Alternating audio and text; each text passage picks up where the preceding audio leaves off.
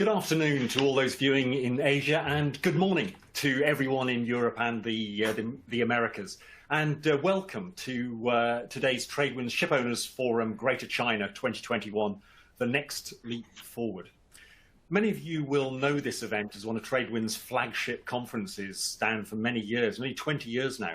And we brought together ship owners, financiers, shipbuilders, and regulators. And it's always been a very stimulating discussion. And hugely informative. Sadly, due to COVID, we are unable to produce it physically this year. We had been hoping, I must admit. But instead, we are very pleased to be bringing this virtual event to you today. It'll be around 2 hours long with a wide array of speakers. We are fully committed, I should say, to resuming physical events in due course, hopefully sooner rather than later, and certainly this time next year we would hope to be back in Shanghai or possibly even Beijing. Because the networking is clearly at another level, although the discussions are much the same. But until then, I hope you find today's event interesting with our panelists. Now, the theme of today's event is the next leap forward. It's broadly how the maritime industries in the region are building on the recovery from the COVID pandemic to chart the path to a cleaner, greener shipping industry, and whether this can actually build a more successful and sustainable business. As you'll all be aware, from the initial collapse of shipping demand and confidence at the start of the pandemic, there has been quite a dramatic rebound in two of the key sectors. And I don't think anyone could have seen the astonishing boom in freight rates, particularly in the container business. In fact, the benchmark Clarksea index we reported a couple of weeks ago has now hit a record monthly run, up 62% year on year and 91% on the 10-year trend. The slack years of the 20-teens is well and truly over. As well as containers, dry bulk rates have soared, particularly and interestingly for the smaller ships. And of course, the container business has turned into a cash machine. You may have noticed that in the first 6 months of this year, Hapag-Lloyd, for instance, made more profit than the whole of the previous 10 years. Tankers, you won't need me to remind you, continue to suffer though due to lack of demand, which has been slower to recover than other sectors.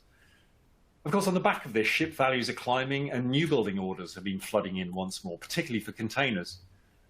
China is, again, and as it has been for the last 2 decades, at the center of this growth of demand. Its ports are full and its shipyards are moving up the value chain.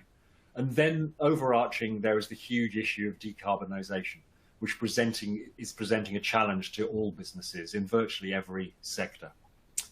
We have 3 sessions for you today. The first looking at the drivers of this mini boom, whether it's a super cycle, is it sustainable? What are the implications for your particular businesses and the broader cluster of China and Hong Kong's maritime businesses and their customers and partners? The second session is how Chinese ship financing is adapting to these shifting markets.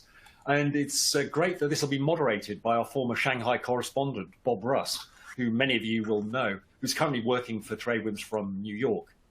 And the final session is going to be about whether Shanghai and Hong Kong can both prosper as global maritime hubs. Or must one lose out to the other, or do they both have their particular positions in the firmament of global maritime centres? But first, to give the opening keynote presentation, it's a real pleasure to hand over to someone with great insight into the container and ports business, and somebody who it's been our pleasure to have as a speaker at this conference in the past. It's Steve Saxon, partner at McKinsey & Company's China office. Steve joined McKinsey just over 20 years ago in 2000 and transferred to Asia in 2005. He's a core member of McKinsey's travel, logistics and infrastructure practice, but focusing on shipping and ports. And as you will know, he supported several of the recent container line mergers and has analysed container supply chains and decarbonising shipping. So with that, Steve, I'd like to hand over to you. Great. Thank you very much, Julian, and good afternoon to everyone in China.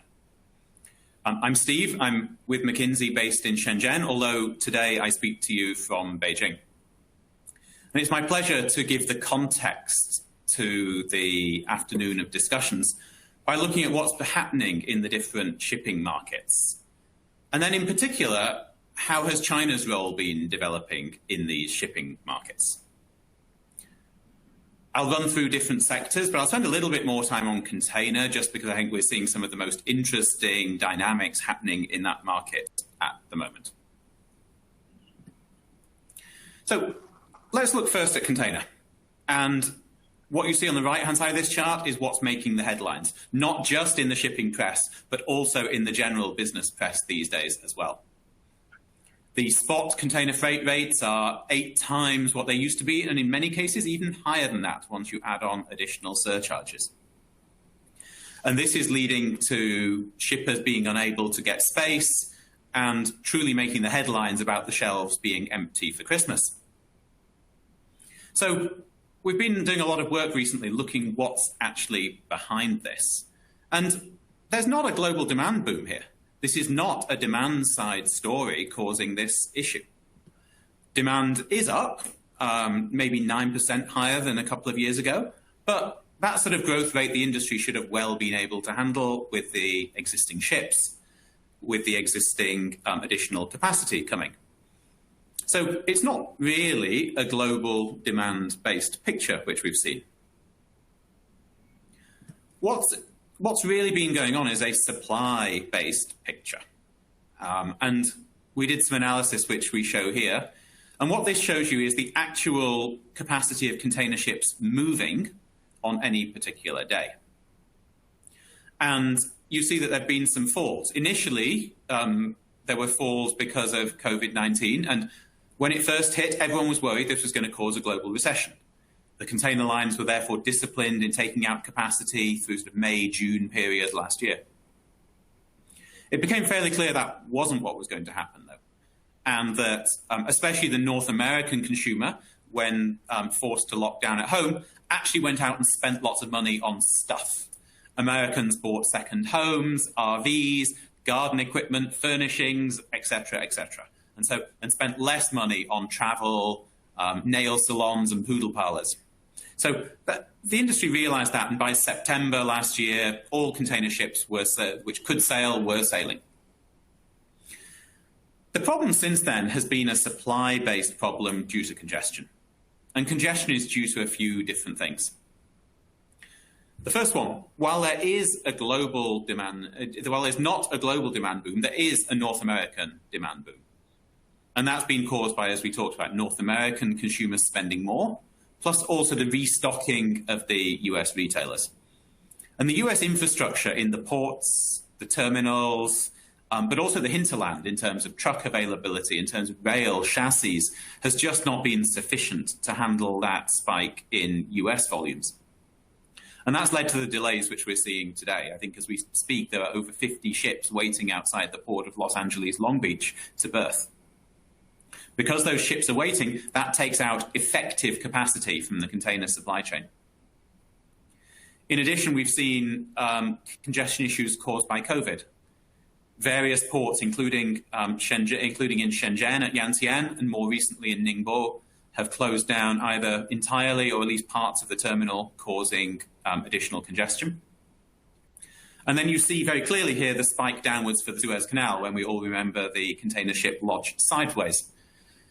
In normal markets, that would have caused a couple of weeks disruption, but because everything was already strained, we continue to see the stresses even now. So this is a supply-based issue, not a fundamental global demand boom. When does it ease? Well, that's the question, $1 million question we get asked every day.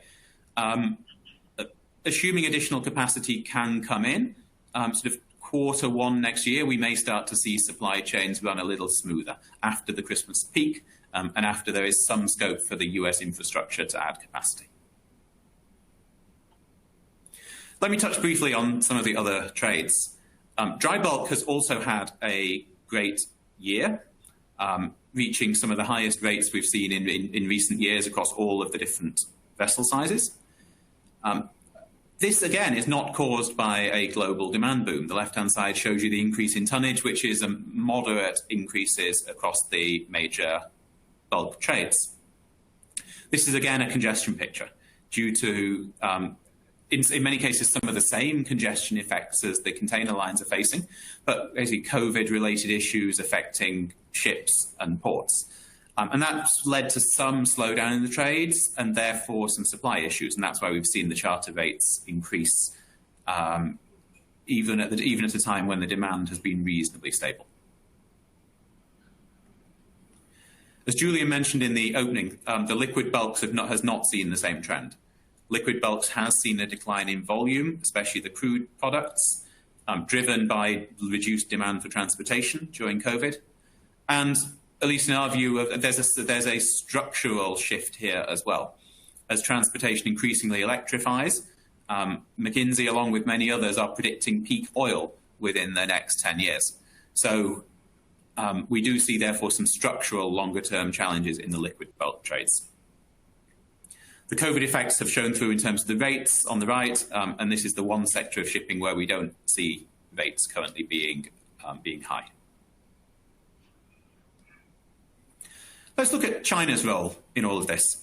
And what we do here is we look at China's share of trade in the different sectors. Container has always been very strong, so 44% of global container volumes are to or from China. And that's been roughly stable over the last 10 years. The big shift to China was earlier than this in the 2000s. Dry bulk has increased. China now has 46% of the total dry bulk market, which is quite a significant increase from where it was in 2011. And liquid bulk has also gradually increased. China and the economic activity here means that China is the source or the destination of more and more of global trade. What about shipping? China now has the Chinese-owned operators, anyway, now have the #1 position in both container and bulk shipping, and are the #2 in tanker shipping. And this picture has changed dramatically over the last 10 years. We've seen the Chinese owners and operators growing faster, merging and taking increasing control of the sectors. In shipyards, in shipbuilding, China is the #2 for building container ships, the #1 for building bulk ships, and the #2 for building tankers. This is one of the sectors which moved earlier to China, shipbuilding, and we see Chinese shipyards gradually moving up the value chain. And that leads me to the other sector of shipping, which I know doesn't get talked about much at the TradeWinds conferences, but the shipyards in China truly are moving up the value chain. These are the left-hand side shows you a cruise ship currently under construction in Shanghai. And China has just launched the first Chinese-flagged cruise ship on the right-hand side, a joint venture between China Merchants Group and Viking Cruises. So to conclude, first of all, shipping continues to shift east, and in particular shifting towards China. It started with shipbuilding, where China now leads in the bulker segment. But container shipping and bulk shipping have moved even quicker, especially in terms of the operators and the control of the operators in China. And the majority of these of capacity in these sectors are now China controlled. Ship financing is following, and ship financing is in the process of migrating initially to Asia and in particular to China. So this conference is in the right place at the right time. We wish you a good afternoon of discussions and panels. Thank you. Steve, thank you very much indeed for those very clear and concise notes on the and analysis of the markets right now. Very much appreciated. But could I just come back to you with one question? I think last week I heard that Soren Skue, the chief executive of Maersk, he was quoted in some of the press. I think there'd been a social media posting from Maersk, where effectively he was blaming the current spike in rates and the delays in the container supply chain on demand. And he said that it wouldn't ease until demand eased. And then yesterday at the London Shipping Week conference, his former colleague and now rival, of course, Soren Toft at MSC, made very similar comments. That this was a demand problem, and things wouldn't ease until people stopped buying less stuff. I paraphrase slightly, but that was effectively what he was saying. Now, without wanting to put you on the spot and accuse the lines of peddling their own book, there is something of a clash between your view that it's very much a supply problem, and their view, the lines view, the two biggest lines, saying it's a demand problem, and we can't do anything about it, and people stop demanding more. Any comments? It'd be fascinating. So, and this gets down to the heart of the issue. There is a demand boom, but it's a demand boom isolated on one particular trade, which is the Asia to North America's trade. And there is clear boom there. Like the port throughput rates are 30% to 40% higher than they have been historically. And so there is a demand boom, but it is not a global demand boom. So if you're to look globally, there are enough ships in the world to move the container demand at the moment if supply chains were moving smoothly. But that's a big if. Supply chains are not moving smoothly because of this demand boom on one particular trade, the North America trade. And because the infrastructure can't handle that boom, that's leading to all the congestion. And that congestion is removing effective supply from the market, which is leading to the rate increases. Do I agree with what the gentleman said? I do think we need to see demand come down on the North America trade for this to get resolved. And part of that is likely to happen after the Christmas peak. At the moment, US retailers, US importers are frankly panicking and trying to bring as much as they can as early as they can for the Christmas season. I think if we were looking at this again from later in the year, in December, inventories will have been restocked. Consumer spending may also have moderated a little as people spend more money on vacations than they do on stuff. And so I think the optimist in me says that supply chains therefore start to normalize by Q1 next year. Yeah, excellent. Thanks for those comments, Steve. And again, many thanks for taking the time to present to us this morning. Looking forward to seeing you again. Thank you. Now, if I may introduce our first panel. In this first session, we're going to talk about China's dynamic role in shipping markets today as trade and demand rebounds, as we've just been hearing. It's my pleasure to bring to you a very interesting panel. We've got two ship owners and operators, a major shipbuilder.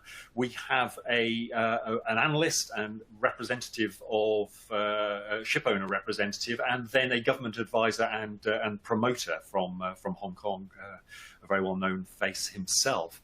So if I could just run through them, it's a pleasure to have CC Hsu, the chairman of Eddy Steamship, with us. CC has appeared at several TradeWinds conferences over the years, always speaks very candidly and with great openness. It's a pleasure to have Guipeng Zhang, the Vice President of Shanghai Waigaoqiao Shipbuilding, with us this morning. As Steve was mentioning, the Chinese yards start to not only build on their scale, but actually move up the value chain. We have Benjamin Wong, the Global Head of Maritime Cluster in Invest Hong Kong. Welcome to you, Benjamin. Speak with great authority about the role of Hong Kong and how you're attracting investment and businesses to the region. We have Wei Zhuang, the Regional Manager Asia for BIMCO. He is particularly an analyst and developer of such, and was a maritime lawyer before that. Welcome, Wei. And finally, but certainly not least, of course, Louie Yang, the Vice General Manager of Sumek Marine, a company that he actually helped form around 20 years ago. And which is a ship owner and based in, which developed in the last few years, taking over many assets from Sino-Pacific. Welcome to everybody. I hope you are all in the room now. And I'd just like to kick off this morning by asking you your thoughts on where your markets are and where the shipping markets are today. there's been talk in recent months on the back of the dry bulk boom of perhaps a new super cycle. The container piece has really defied anybody's expectations. I suppose the key question is this boom sustainable? Is it likely? Do you want to see it sustained? Is it a super cycle, or is it something more of a bubble caused by the hangover from COVID and the congestion and supply chain problems that we are seeing there? CC Hsu, could I turn to you first for your views on this, the situation today, and then looking ahead? Okay. Well, can you hear me? Yes, indeed. Thank you. Well, I think I would have to probably agree with the speaker earlier, Steve, that I don't see, demand in the dry bulk sector being that much stronger than it was 2 years ago. But I think I want to use a Greek shipping proverb, which I just read quite recently, but I can't remember which publication it was in. But basically, the Greek proverb for ship owners is that if you have 98 ships and 102 cargoes, then there will be a shipping boom in the dry bulk sector. If you have 98 cargoes and there are 102 ships, then you have a depressed market. And I think, as of right now, I feel this is just a mini cycle, and I think that's basically what's happening because supply and demand on the dry bulk side is just slightly out of balance. And like, for example, it's quite interesting that over the past maybe 6 months, there has been several occasions whereby the daily TC rate for a handy-sized vessel, maybe 35,000 tonner, and for a Panamax or Kamsarmax, 70 to 80,000 deadweight, and a Cape-sized vessel, 180,000 deadweight, are all the same. Maybe $35,000, which doesn't make sense. If nothing else, the maintenance cost for a Cape-sized vessel is much higher than a handy-sized vessel. But of course, there are several reasons for that. Like on the handy-size, I think the biggest reason is probably because a knock-on effect on the container side. Because container freight rates are so high, some cargoes, like bagged cargoes that often go on container ships, if they can avoid it, they load it onto handy-sized vessels.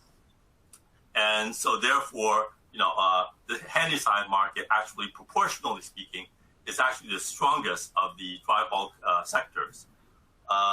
And then also, many of you may or may not be aware, but for the past few years, there's been a swine flu crisis in China, where there's a very contagious disease for pigs, and tens of millions were culled. And over the past year, China has been trying to rebuild the pig stock. And of course, pigs consume a lot of feed, and most of that feed is soybeans and maize. And also another factor may be the spat between China and Australia, or the trade spat. And it's very clearly from our charterers that many of the Chinese steel mills are sourcing their iron ore. Of course, most of it is still coming from China's iron ore is still coming from Australia, but they are definitely trying to source it from more distant places like San Nicolas in Peru, Mexico, which is quite surprising. I didn't even know that Mexico exported iron ore, and also Guinea in West Africa, and of course Brazil, which lengthens the ton miles. So I think it's many small issues that has lifted up the dry bulk market. Yeah. But whether it will be a super cycle, I am a bit optimistic in that regard, because I think if you will note, just before Chinese New Year this year, the bulk market was quite poor, and then just after immediately after Chinese New Year, the market took off. And I think one of the reasons was during Chinese New Year. Of course, it's not linked, but Joe Biden, the president of the U.S., announced his multi-trillion-dollar U.S. infrastructure rebuilding. And of course, infrastructure always requires a lot of steel and cement. And I think everybody just has become very optimistic about that. And one other issue that I think that I'm very optimistic for the dry bulk sector is the container side is red hot, and container shipping companies have lots of money, billions and billions, and they've all run out and ordered, a lot of new buildings. And so for both ship owners, even though we have a lot of money now, if we go to a shipyard and ask to order a ship, we have to wait until 2024. So even if we have money, we cannot order a new ship. So in that regard, maybe the dry bulk market will have a longer run. This boom market would be a bit longer because of those factors. Thank you, CC. Louie Yang with the Sumek, are you similarly fairly optimistic about this, or do you see this as being just a short-term blip? From my view, I think it cannot be last too long, this booming situation, because I think this booming market majorly because of the pandemic, and the influential. Because in the past 1 year, exhaust crew cannot be changed timely, and this caused the more chaos to the ship's operation. And but I think after all this bring into order, the market will go to the normal market. Okay, thank you for that. Could I ask, how have you been dealing with the congestion caused by the pandemic for your ships? How have you managed to continue to work efficiently? It's a quite good question. We are facing a very difficult situation. All the ships meet the serious congestion. Normally, we take only several days before we can get the berths, but now it usually take for weeks. And I think, sorry. It's okay. Okay, so for our ship, well, normally we check the port's safety and protection policies against the pandemic, and we arrange the crew change plan, and we submit the change plan to local authority for approval with detailed information. But sometimes it will cause delay schedule because the schedule is quite complicated and strict. And there were plenty of failed crew change cases happened in the past year due to port restriction, which caused serious discontent from crew and the entities they serve. And for yes. No, please carry on. For handling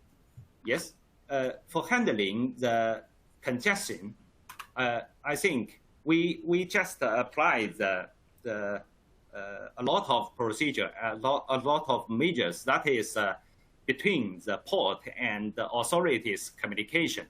So I just think we cannot avoid the congestion. We just try to make things in order and in time. And just one final question on this.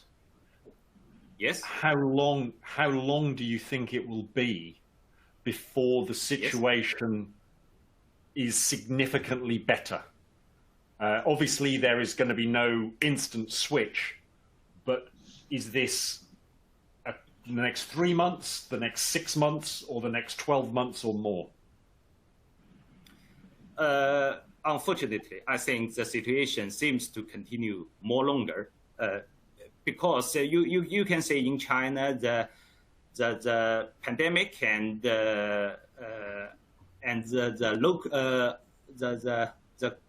protection and the controlling measures happened from time to time. I think it will take more longer time to get the normal condition. That's interesting. Maybe several months, maybe 1 year. This is my opinion. Yeah, that's interesting for the implications. Perhaps I could turn to Wei Zhuang at BIMCO now on this issue. The port congestion, it's hardly the most romantic issue in shipping or dramatic in terms of technology and investment, but it's a very practical, fundamental piece of the shipping supply chain, which has been proven to have been difficult to manage in the last year. For your experience talking to BIMCO members and I'm sure the authorities, how is this situation being managed from your view, and how do you see it being resolved? Well, thank you, Julian. I think really good question. According to our interactions with the regulator as well as our members, I would say the short answer is so unpredictable, so frustrating. And I agree that we call that the mini boom instead of super cycle, because according to our observation, we found the current mini boom was triggered by the pandemic, driven by the demand and also driven by the disruption. And whether it's sustainable, I would say that the answer will be how to define the sustainable within the time frame. And I think if the short term, the sustainable, yes, it could, be extended to the 2022. And I think there's critical issue is the China's element. Because so far, if you look at the whole market, the ways when China, take the measures as prolonged the COVID elimination strategy, it caused vast disruption, which you can see from the port, from the terminals. Then we're talking about the shortage of the stevedores, even the pilots at some ports, they're running out of the staff. And also the onshore efficiency has dramatically impacted. And I think also if we look at the time frame as the short, possible, sustainable, we also needed to keep a close eye on the unequal, I would say, the vaccine distribution. That means it reflected the rest of the world, how fast and a different approach they are dealing with their recovery. And if we look at the longer side, I would say also China will play a very critical role. Just because I think China is launched its dual circulation as a national strategy. And I don't believe that would necessarily mean that China would launch into autarky. Instead, China would likely to move forward and more, just import staffs and continue China's as a big manufacturing center of the world. And the third, I think China also will be very interesting to see on its roadmap for the decarbonization. That is decarbonization is not only for the shipping industry. It will also, because China is very ambitious about 2030, 2060. And when China makes the commitment dealing with the climate change, we know it's got to be very serious. And we know for the time being, a lot of different industries has already very interesting projects or other experiments is just doing.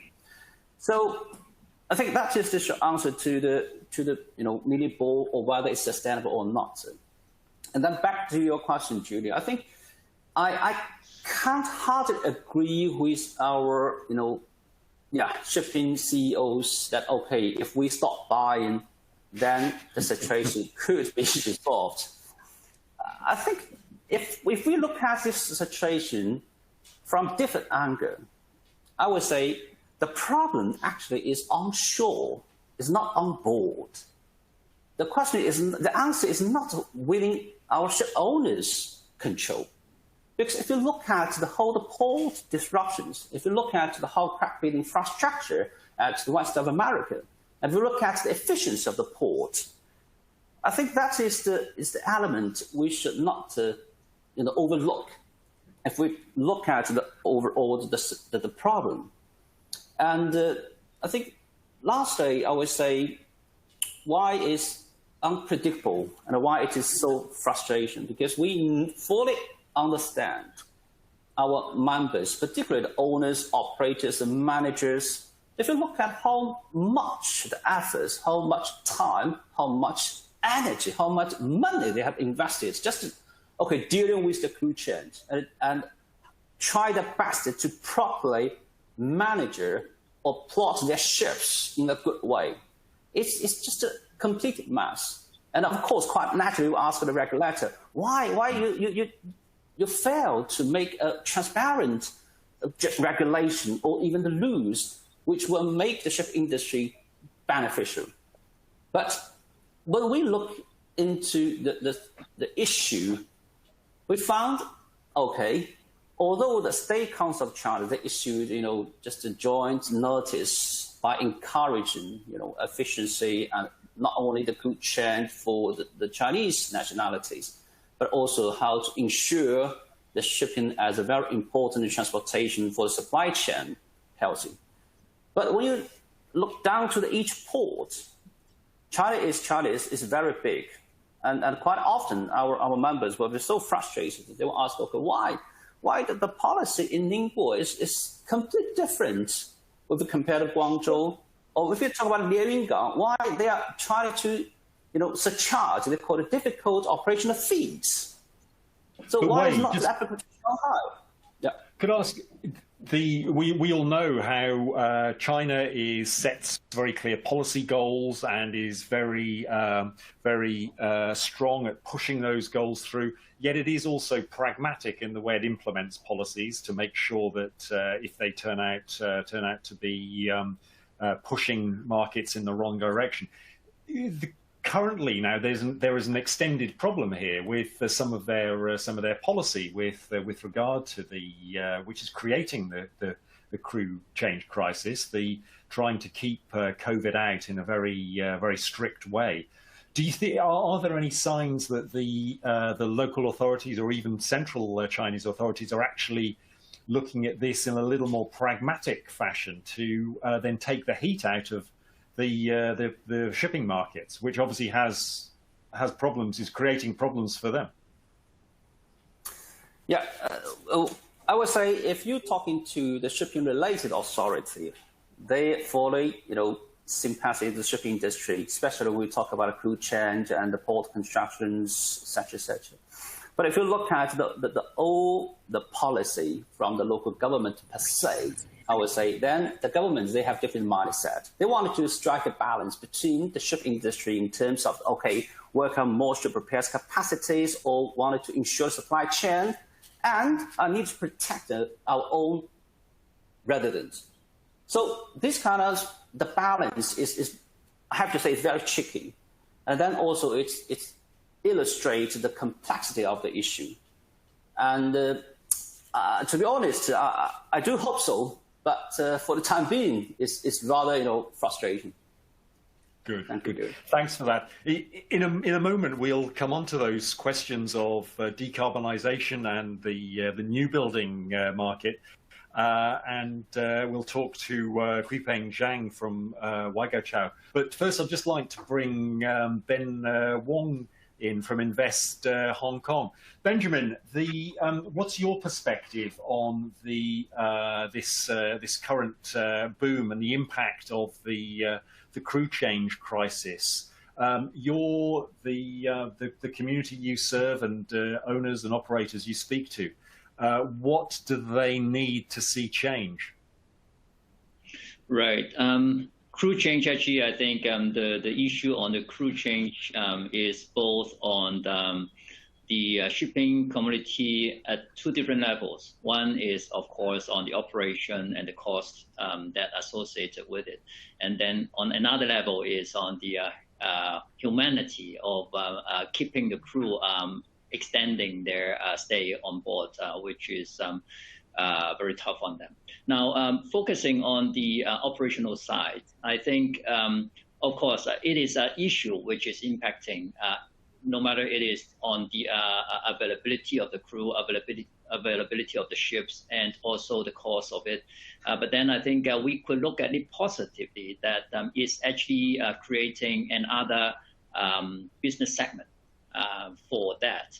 Because when you are talking about the crew change, of course, the issue is about the pandemic, about the regulatory requirements and the restrictions. However, if we want to, of course, restrictions are very rigid because I think all countries are putting the pandemic measures at the top priority. So it is rigid in that sense. However, within the regulatory framework, actually, we could try to improve the transparency of the crew in terms of their vaccination records and all that. And then on the other hand, actually, different regulatory authorities, they have put in requirements on the logistics of the movement of the crew. So on this actually transparency of the movement of these crews and also the certification in that sense, and also moving around of the crew. So actually, if we look at that, then actually this kind of development of technology to give this kind of transparency and also to give the assurance of that the cruise logistics are being handled properly. This will actually be facilitating the crew change. Of course, whether the crew change are doable or not, it is depending on the regulation. But then when it is doable, then actually it could be managed in a much better fashion. And also in the longer term, if other countries see that actually this is being managed properly, then countries may be willing to relax the measure and the restrictions on crew change. So I think technology is actually something that is important in this element. Sure, interesting. You obviously deal with a lot of people looking to invest in shipping and move their base to the region. This sort of unexpected, rather sort of chaotic side to the industry can obviously take the edge off the investors' appetite, despite there being strong financial incentives, perhaps on the back of good rates in parts of the business. Have you had any questions about this from the people you speak to?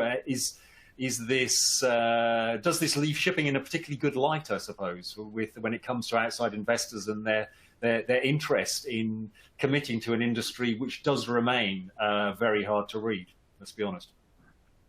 Right. I think, yes, what you mentioned, I think one example would be on, for example, our tax incentive launched last year for the ship leasing companies, for the ship lessors, zero tax for that.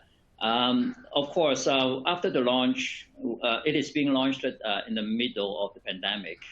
And although the incentives is here, but then the restriction is not allowing people to come into Hong Kong too easily. That is actually making it difficult. However, the interest is actually still very high. So for those companies that I've been talking to, a lot of them are still interested in coming into Hong Kong to make use of the platform. So they are saying that whenever the traveling restriction is lifted, then they'll be here. And I think then it's actually quite interesting then to think about how long this restriction will be there, and also how long is the boom for. Now, actually, I would like to just go back a little bit on Steve's presentation. Please. That's actually interesting because I also had so happened that I've got some figures which would complement his presentation nicely. He mentioned about the Asia to North American trade being supported by the expansionary monetary policy of USA. And put it in perspective, Asia to North American growth in the first half of 2021 is about 14%, 1/4. This actually is substantially more than the Asia to Europe trade, which grew only 0.2%. So you can see that the substance of that in container trade actually is actually very substantial. And then the next bit of it is that he also mentioned about the retail inventory in the States. The retail inventory to sales ratio. So for this ratio, actually in the 90s, it was 1.7. So it means for every 1 million sales in retail, there is $1.7 million of inventory on hand. But then, of course, during that time started a lot of the just-in-time management. So for that, actually, it has dropped continuously, lowest to 1.3. And then it's kind of like swing back, the pre-COVID-19 level was 1.4. However, at this moment, it is dropped to 1.1.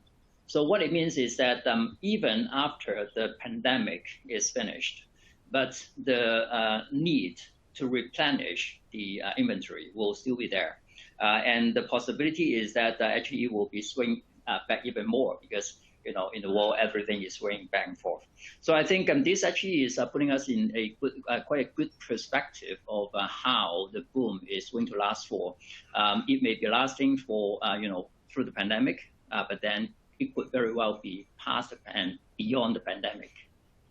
Indeed. So it's more than just sales. It's actually inventory building, which is a huge task. I just saw overnight, I think it was the Port of Los Angeles, they were saying year on year, their container throughput is up 30%, 30%. And Toft yesterday of MSC, he said their Trans-Pacific container numbers were up something like a third as well. So on the Pacific, the change is dramatic.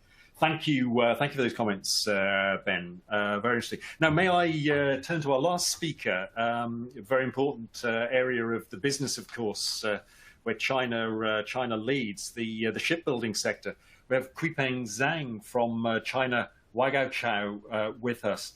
Mrs. Yang, could I ask you? Have you been surprised by the rapid upswing in new building orders this year? And do you think it is sustainable with the questions of future fuels and the need for decarbonisation? I'm afraid, I'm sorry, Mr. Zhang, I see now my colleague just said he's not connected. I'm very sorry for that. I hope we can get him back shortly. Could I then come back to you, CC? You mentioned decarbonisation as a big issue. Now, maybe a direct question to you is, do you see the sort of ship that you would like to order today if you were in a position to order it? Do you think it is ready to be ordered? If not, how long do you think it will be when there is a ship of adequate long-term design in terms of engine and efficiency and at price? Well, I think I don't think our scale is up to that of like Maersk, okay, who can dictate the market. Okay? So I think basically, for a medium-sized company, we just take whatever the shipyard has available, especially some of the Japanese yards. Sorry. In your dreams, in your ideal world. Yeah. Well, I think most ships available today, has all the bells and whistles, that can sustain it for the next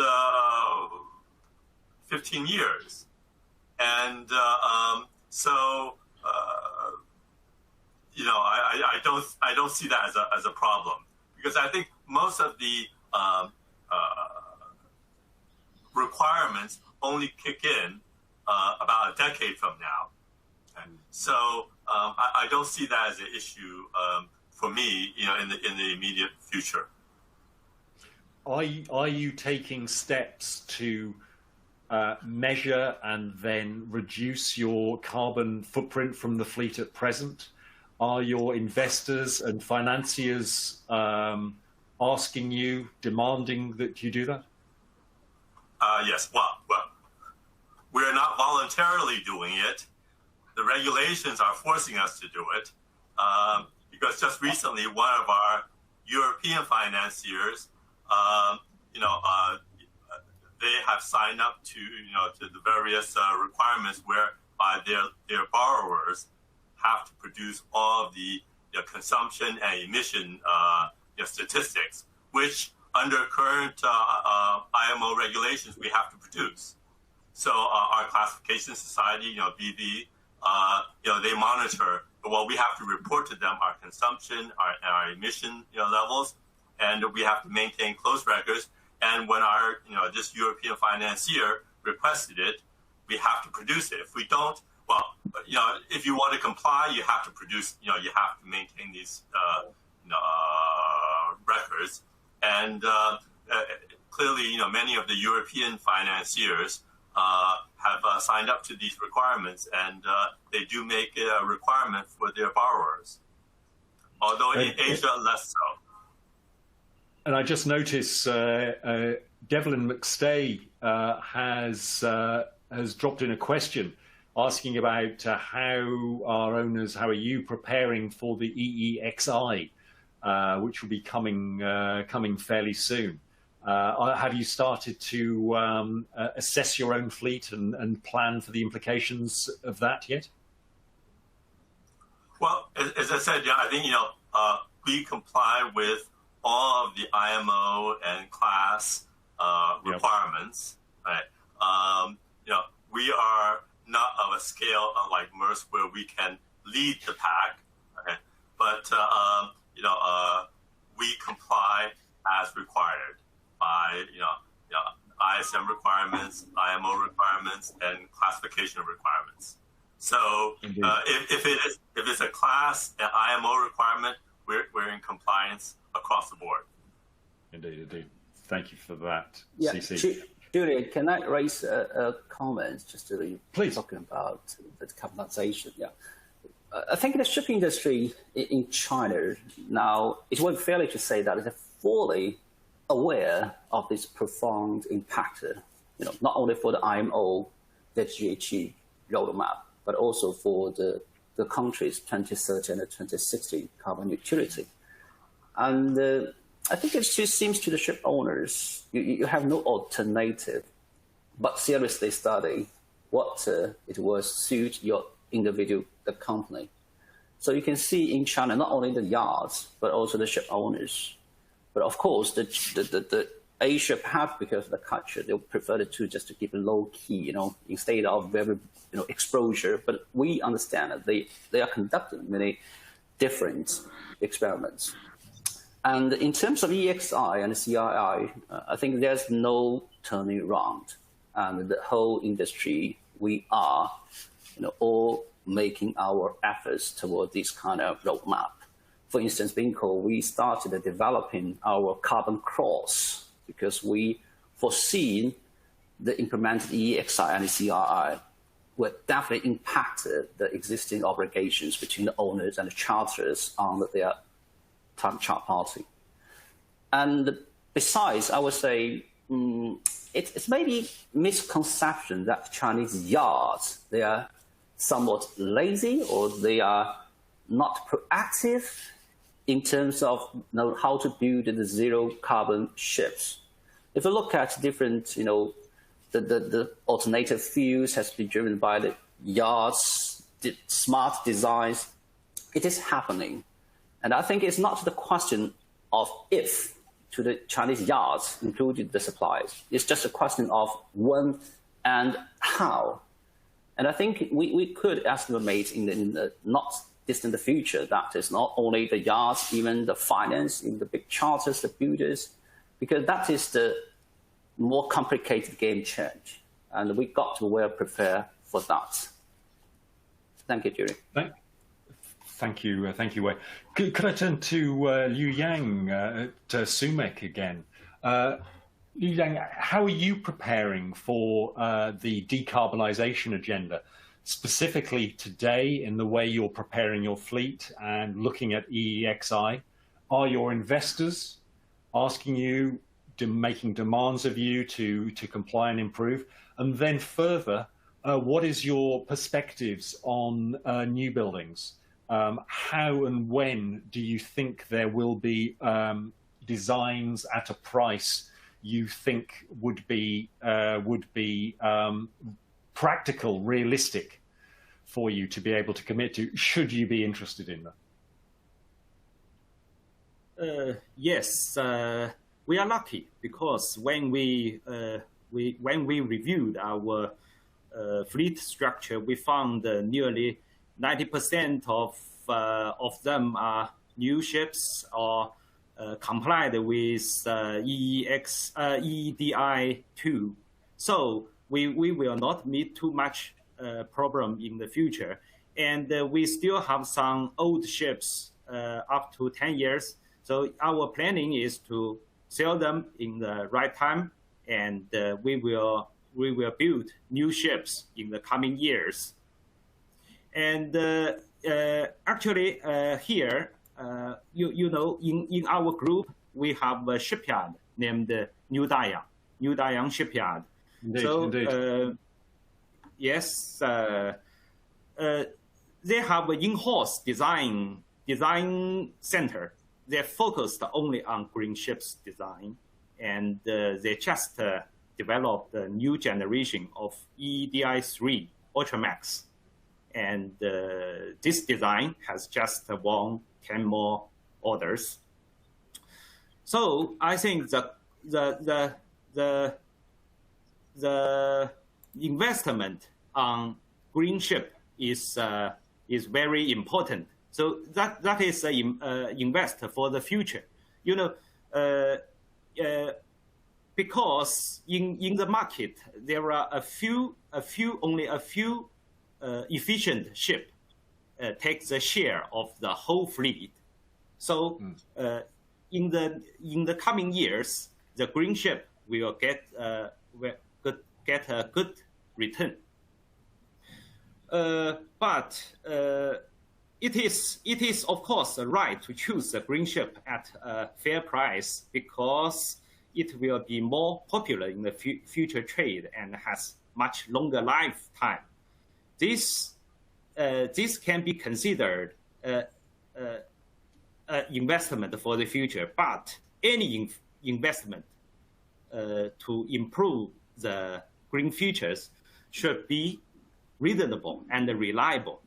And we can say more and more green technology appeared in the shipbuilding, but a lot of them really be applied. Investors have to wait cautiously to verify their effect, reliable, and the cost. So I think there are a lot of balance issues need to be considered seriously by the buyers, by the equipment makers, and by the ship owners. So that is my opinion. Okay. Indeed. Just one final please. question there. Do you feel that the China's shipping cluster is committed to decarbonization and more sustainable shipping? Do you think it yes. can make that change?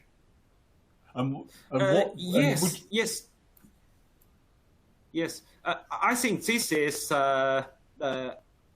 this is a very positive answer, because we can say a lot of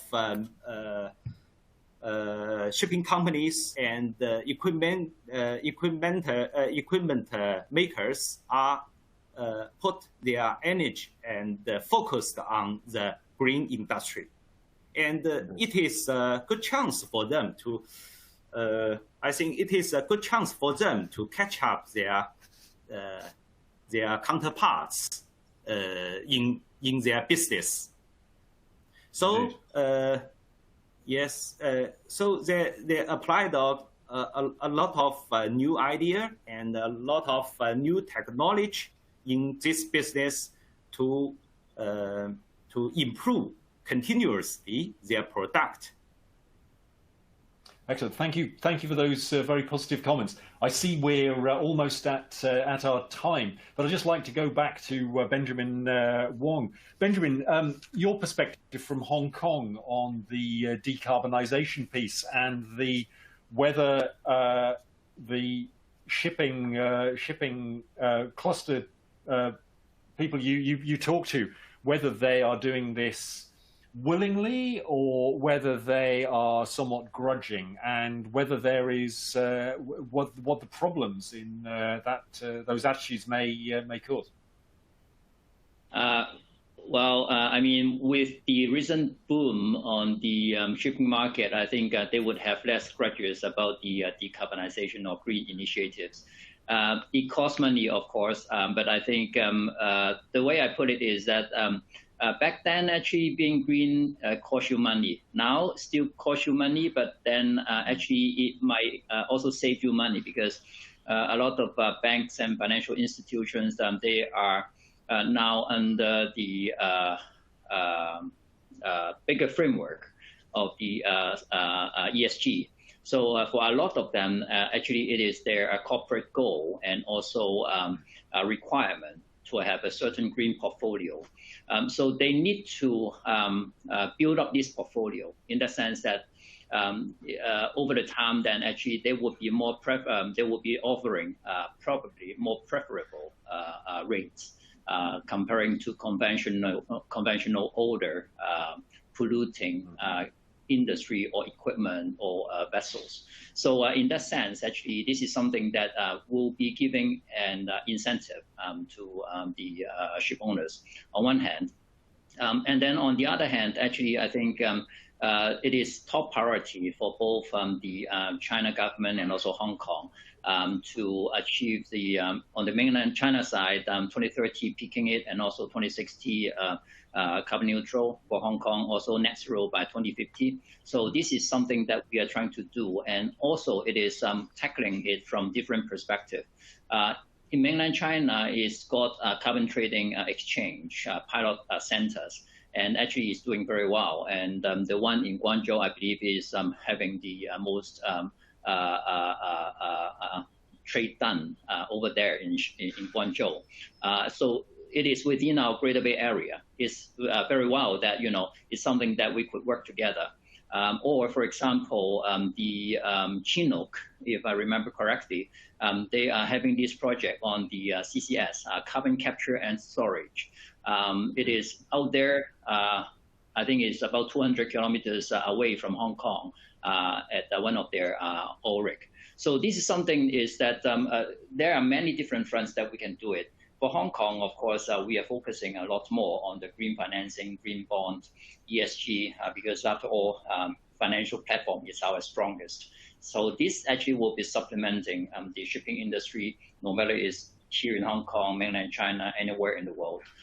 So I think this is something that, you know, I think the whole country and also the whole world is working toward too. So yeah, actually, I'm confident that we will be achieving that. Benjamin, thank you for wrapping things up on a positive note there. And as I say, I think we do need to wrap up now. So I'd just like to say many thanks indeed again to our speakers this morning, and regrets we couldn't get Mr. Zhang into the room for technical reasons. Now we're going to go to a short 5-minute break. We'll have a video in a moment from our one of our sponsors, the Liberian Registry, just for about 90 seconds. Then we'll have a 5-minute break, and we'll be back with the moderator, my colleague Bob Rust, to talk about the new values for lenders and leasing companies. Thank you again.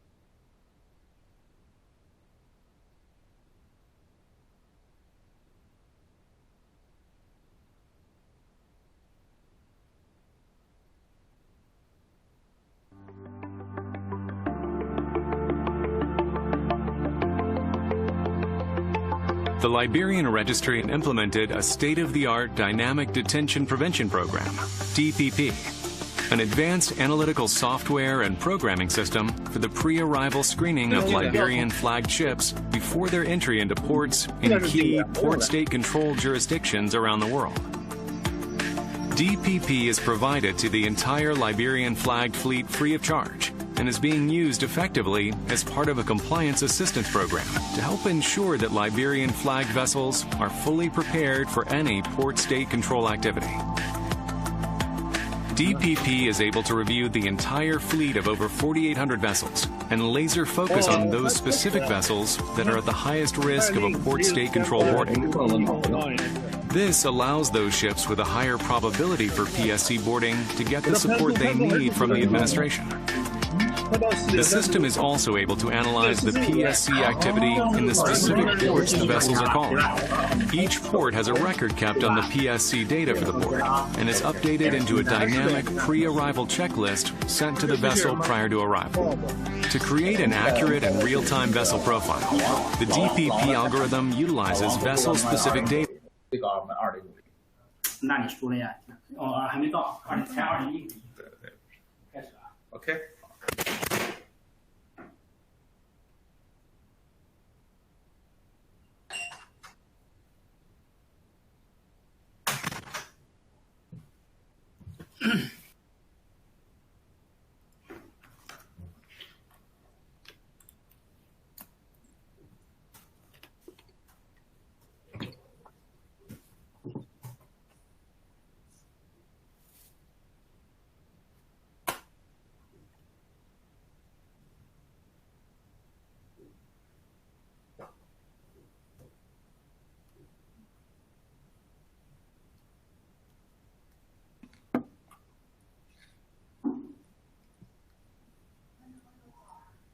稍等一下。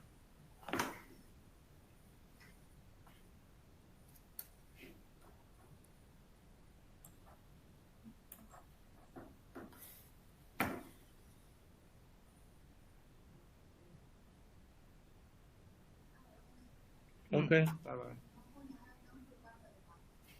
对的，我们会关的。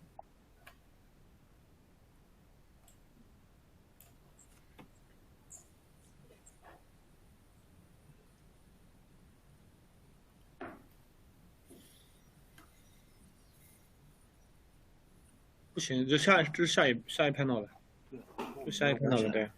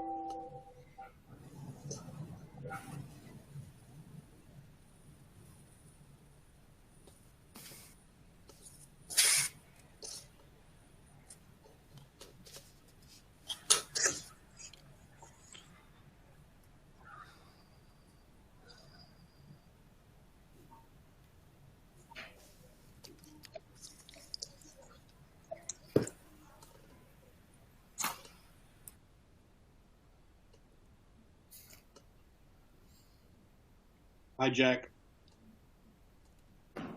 Hello. There seems to be a long delay before people hear me. I noticed that earlier. No, I can hear you very clearly, Rob. Hello, Julian. I see you down there. Hey, Bill. There. Hello? Bob, can you hear me? I can hear you and I can see you. Okay. Can you hear me? Yes, very well. Thank you. Good. Hi, Jack. I'm just right now standing by. I wish we had. Looks delay. It's fine. Well, sorry? I said it looks a little bit of delay, but it's okay for me. Yeah. Yeah, we just, if we're patient, It will even reduce the amount of time that we have to talk, though, and I wish we had more than 30 minutes. It's a very, very important subject, very knowledgeable people, and a very important time to talk about lease financing. Thank you, Bob. I believe we're live now, so I should say, by way of introduction, that we have three very knowledgeable panelists with us today to talk about Chinese lease financing, its position at this moment in history and going forward. We've got Bill Guo, who many remember from other roles, but who now is managing director of shipping at CITIC Financial Leasing. So he can contribute a lot of knowledge, and so can Jack Xu Wei from China Merchants Bank Financial Leasing, one of the original leading leasing companies that was set up when China first allowed this form of financing back about 14 years ago. And then we have a veteran of merchant of mortgage financing, traditional financing, Kur Erling Skilstad, from formerly of Nordea, and now with the financial advisors S Marine, Chinese financial advisors who help clients find the right lease financier. And we find ourselves at an interesting moment in the history of ship finance, because for many people who started their careers a relatively short time ago, Chinese lease finance has been just a fact of life and almost a force of nature that's always been there for people who have shorter careers. And since its start, the story of Chinese lease financing and shipping has only been one of strength and growth, always. More companies, bigger volumes of financing every year. A few hiccups that have always been overcome. A few times when certain companies have overextended themselves in certain markets, but the general trend supporting this developing form of ship finance has always been enough to overcome those. And then came 2020. Are we live? I see an interruption here on the screen. Bob, I can hear you, but okay, now we're back. Good. Yeah. Well, maybe 2020 was a year in which most of the volume, if I understand correctly, in Chinese lease financing was driven by deals that had already been done and were in place in the pre-COVID year of 2019. Even in 2019, some people had spotted a possible slowdown related to other factors, related to maybe to new building demand. But in 2021, the question is whether we'll have the first year with negative growth in drawdown volumes in Chinese lease financing. So has Chinese lease financing in shipping hit a wall? Is it and if so, does this reflect just temporary problems of our financial environment and shipping environment, or does it mean that the model of Chinese lease financing is best suited for supporting constant growth of new building demand in the Chinese shipyards, and it's best suited to those times, and is having problems meeting that challenge? So I think everybody should probably have plenty of information to completely set me straight on any of my false assumptions, or to add fuel to that fire. Let me start by asking Guofeng, Bill Guo, what do you think? Are we at a moment where Chinese lease financing has met a wall, and if so, how high of a wall, and what happens next? Thanks, Bob, and thanks for the TradeWinds arrangement. It's very good in the forum. It's my pleasure to participate in this discussion. So, as Bob just introduced, and I just changed my position from my previous company, now right now leading the new team in the Citibank and finance leasing, still in Beijing, but the team just newly set up. It's a very good question, and talk about the slight change for the China leasing house. One thing I can confirm that we still keep growing in general. I mean, for the general, because we have a internal discussion, very small group of the Chinese and the leasing house. So we have very frequently and discussion and the information exchange. In general, the business still keep going. Right now, we are facing the challenge, of course, and it's a good challenge, but sometimes it's also kind of the internal issue for us. The first challenge is about the market. Right now, the market is too good to be true. So, and all the shipping company makes so good profit and so good money. So it's generates. So they don't need further, I would say, the financing for most of the big and container shipping company right now. Also for the dry bulk shipping company as well. They will make a big profit. So the second thing about the new building price. So and if we want to do more business, we have to buy new buildings. But right now the new building price and really high. But also the shipyard has sold off their all the dry docking. So basically we don't have the space to buy from the shipyard. So right now I think that it's general problems and for all the Chinese leasing house. So we want to do more, but the customer don't need money. You want to order new ship by yourself. There's no available slot available from the shipyard. So that's why it's a little bit slowdown and for the new investment from China leasing house. So I just mention this part. So leave further message to and my friend Jack. Hi, Bob. Right. Okay, good. That gives us something to think about. And then what's the Shuwei, Jack Shu, what's your response to that same question? Do you think we've hit a wall, and how high of a wall is it? And I think Bill has described the wall more than he's told us how we're going to hop over it, but maybe you have some thoughts on that. Thank you, Bob. Yes, I fully agree with Bill. I do think that for Chinese leasing houses, we are in a kind of transformation process. Most of the Chinese leasing houses were established in 2008. On that time, that's quite also is a peak time for shipping. So at the beginning, most of the shipping lease have done few projects. And then we did several deep projects for dry bulks, maybe in 2009 and 2010. And then we experienced some low-level market in 2013 and 2014. So at that time, maybe we also experienced quite high non-performance ratio period.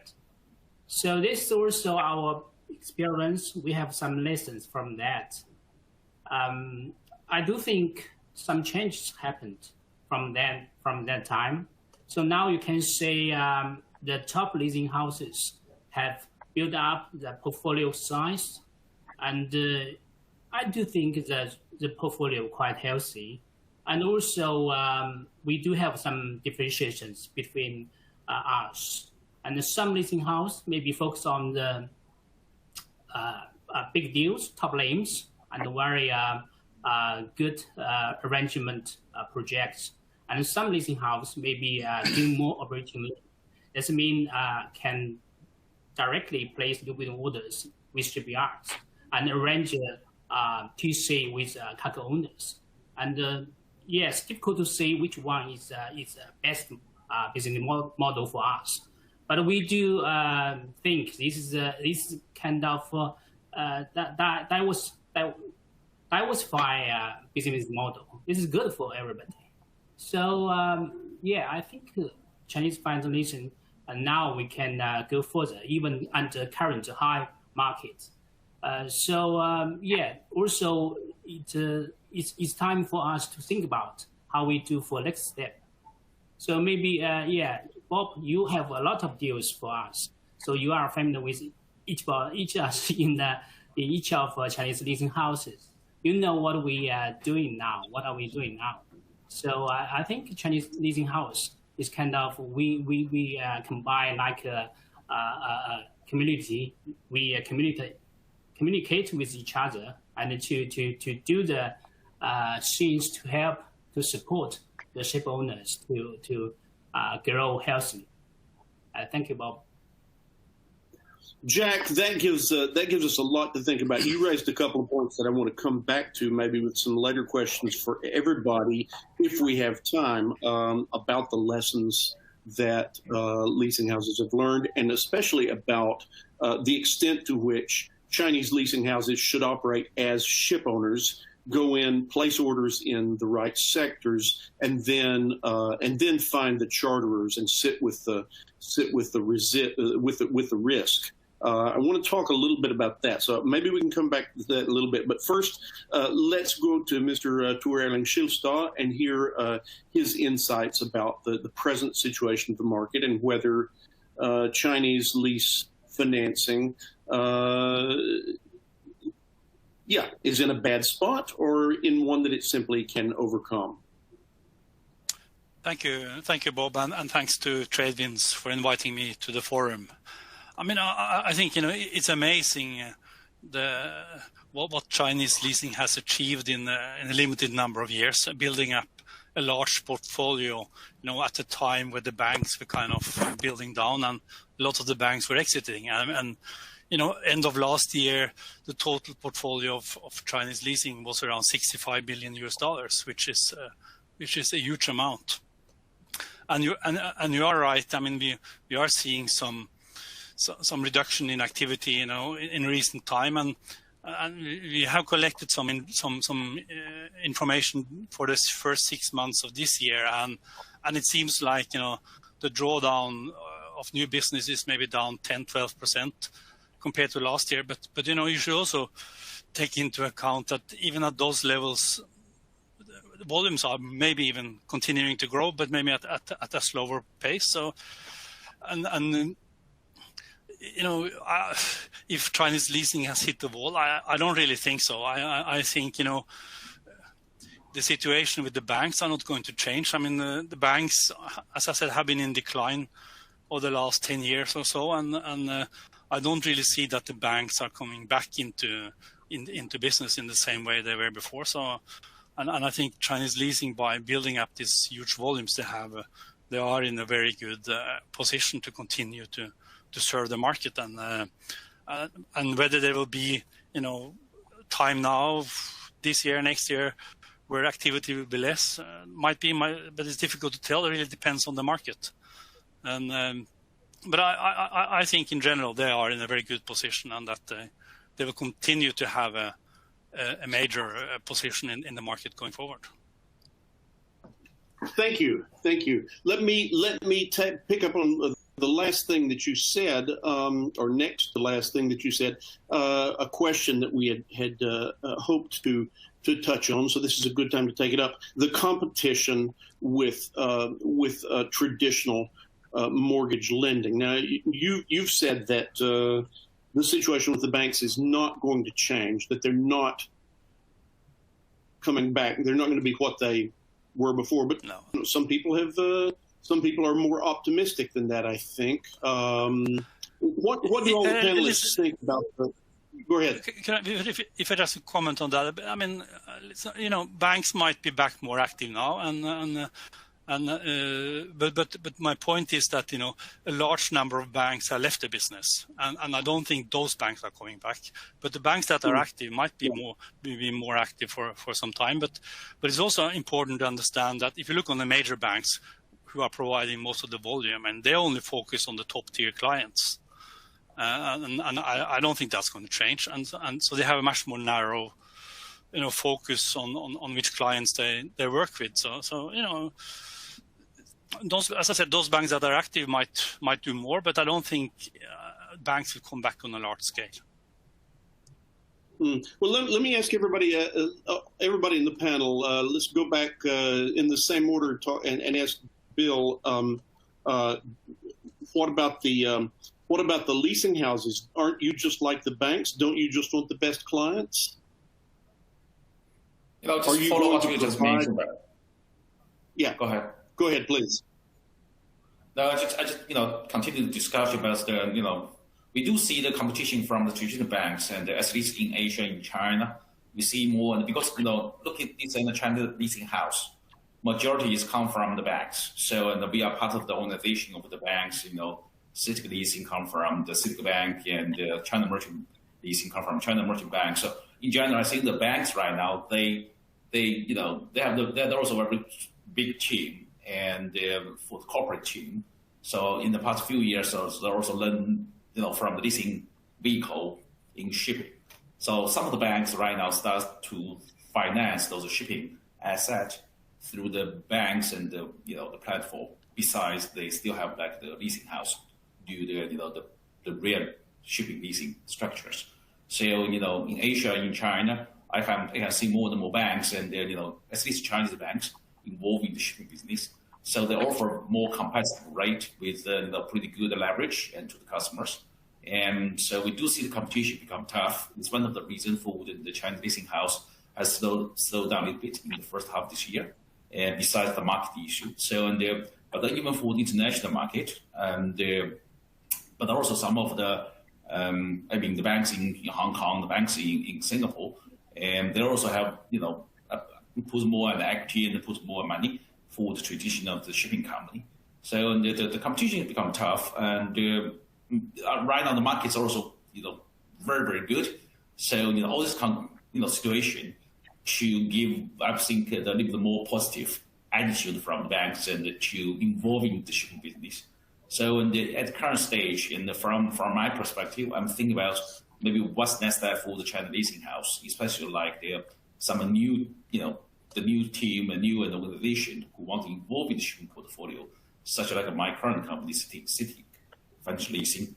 But just besides CITIC, also there are more. I think for the numbers of the China leasing house actually has at least double for the financial leasing, to finance the ships.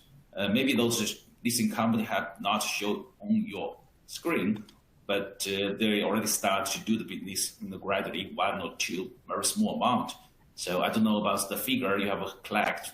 If you collect all these full pictures, maybe the amount hasn't been reduced that much. So if you talk about the new and the strategy for China leasing house, so we have to think about how can we distinguish ourselves compared with the traditional banks. So operation leasing, like you said, Bob, become the ship owner to all the ship to the shipyard, maybe one of the, I would say, the option for us.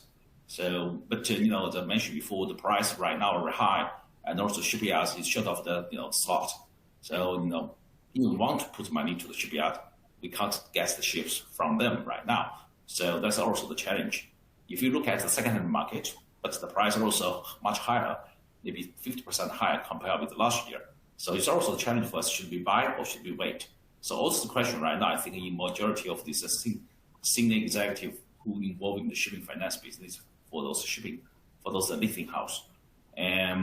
So we are still, haven't very clear, the decision or maybe the picture. But I think all this question right now on our table, we have to think about for the next step. We have to, to face. Bob. What you mentioned about the new players, the new smaller players coming in, Bill, that's very interesting. Do you think most of these players have a different set of tactics that they're ready to employ, or that they simply are more open-minded towards different types of clients and different forms of financing? You also know the China leasing house. So, and I would say in the past 10 years, it's a very successful story for this top player, namely maybe the ICBC leasing and the Wakung leasing, China banks, and the China merchant banks leasing. All this and the leasing house very successfully in the shipping finance, help the company grow, also make very good profit. So it's a very good example for other banks. China had maybe top 20 banks. They all had a leasing house. But those leasing house, besides just name I just mentioned, they didn't do any shipping finance yet. So the good example given by those top players in the market. So to indicate that maybe shipping is good and the platform to do. So that's why I mentioned about some other banks own the leasing house. They think about to involve in the shipping finance. And maybe some name you heard about that. For example, the Huaxia banks and leasing. Maybe other banks like the Everbright and the banks and leasing, and also it's industry banks and leasing. So all these banks is actually very sizable and even compared with other international banks. But they don't have the leasing house. In the past few years, they only do like maybe the China domestic and the renminbi asset leasing. So right now they all have the platform. They are ready to involve in the international one. So one of the largest banks, maybe you heard from overseas, is Bank of China. So Bank of China also set up the leasing house in the last year. They're also going to do the shipping finance as well. So they're one of the largest banks in China. So as I said, there's more and more banks and own the leasing house, think about to do the shipping finance in the leasing vehicle. So in general, I don't think the volume will drop. Actually, I think about maybe in the next few months, if everyone is ready, I think a volume, investment amount will be actually increased in shipping. Bob.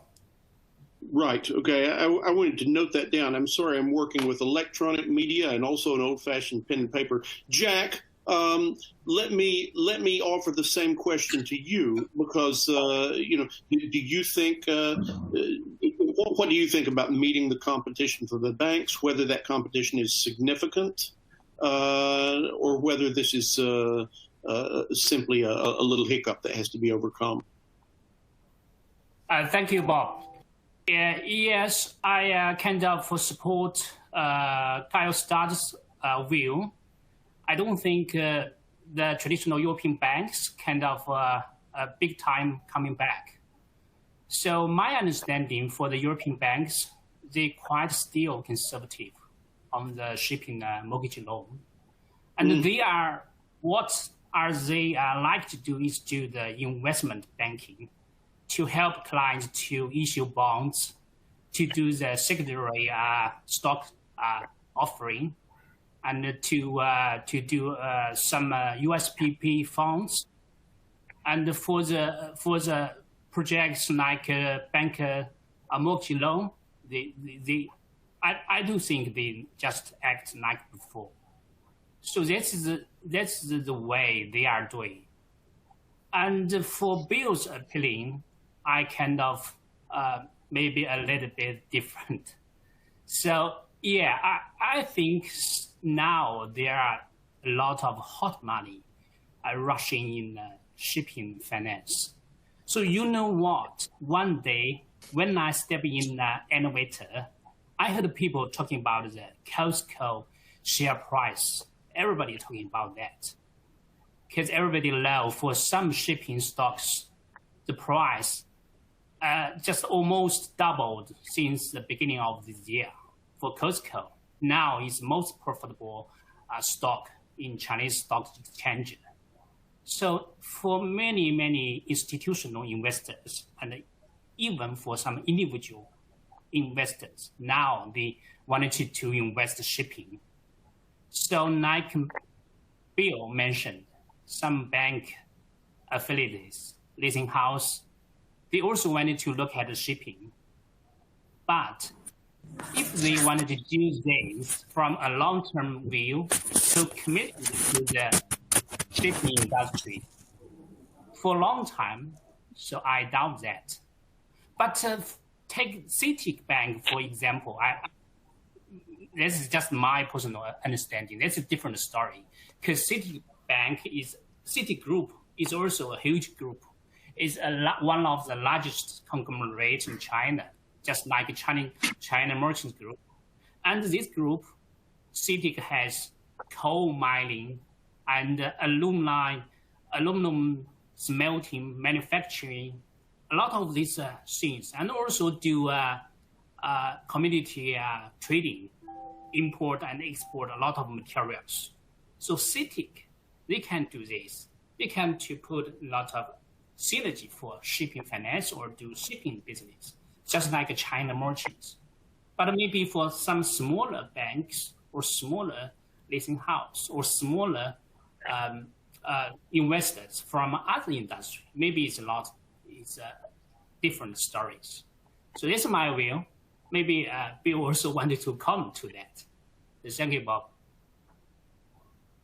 Yeah, what do you think, Bill? I think we're actually running sort of short on time. So, Bill, did you have something specific to say to that?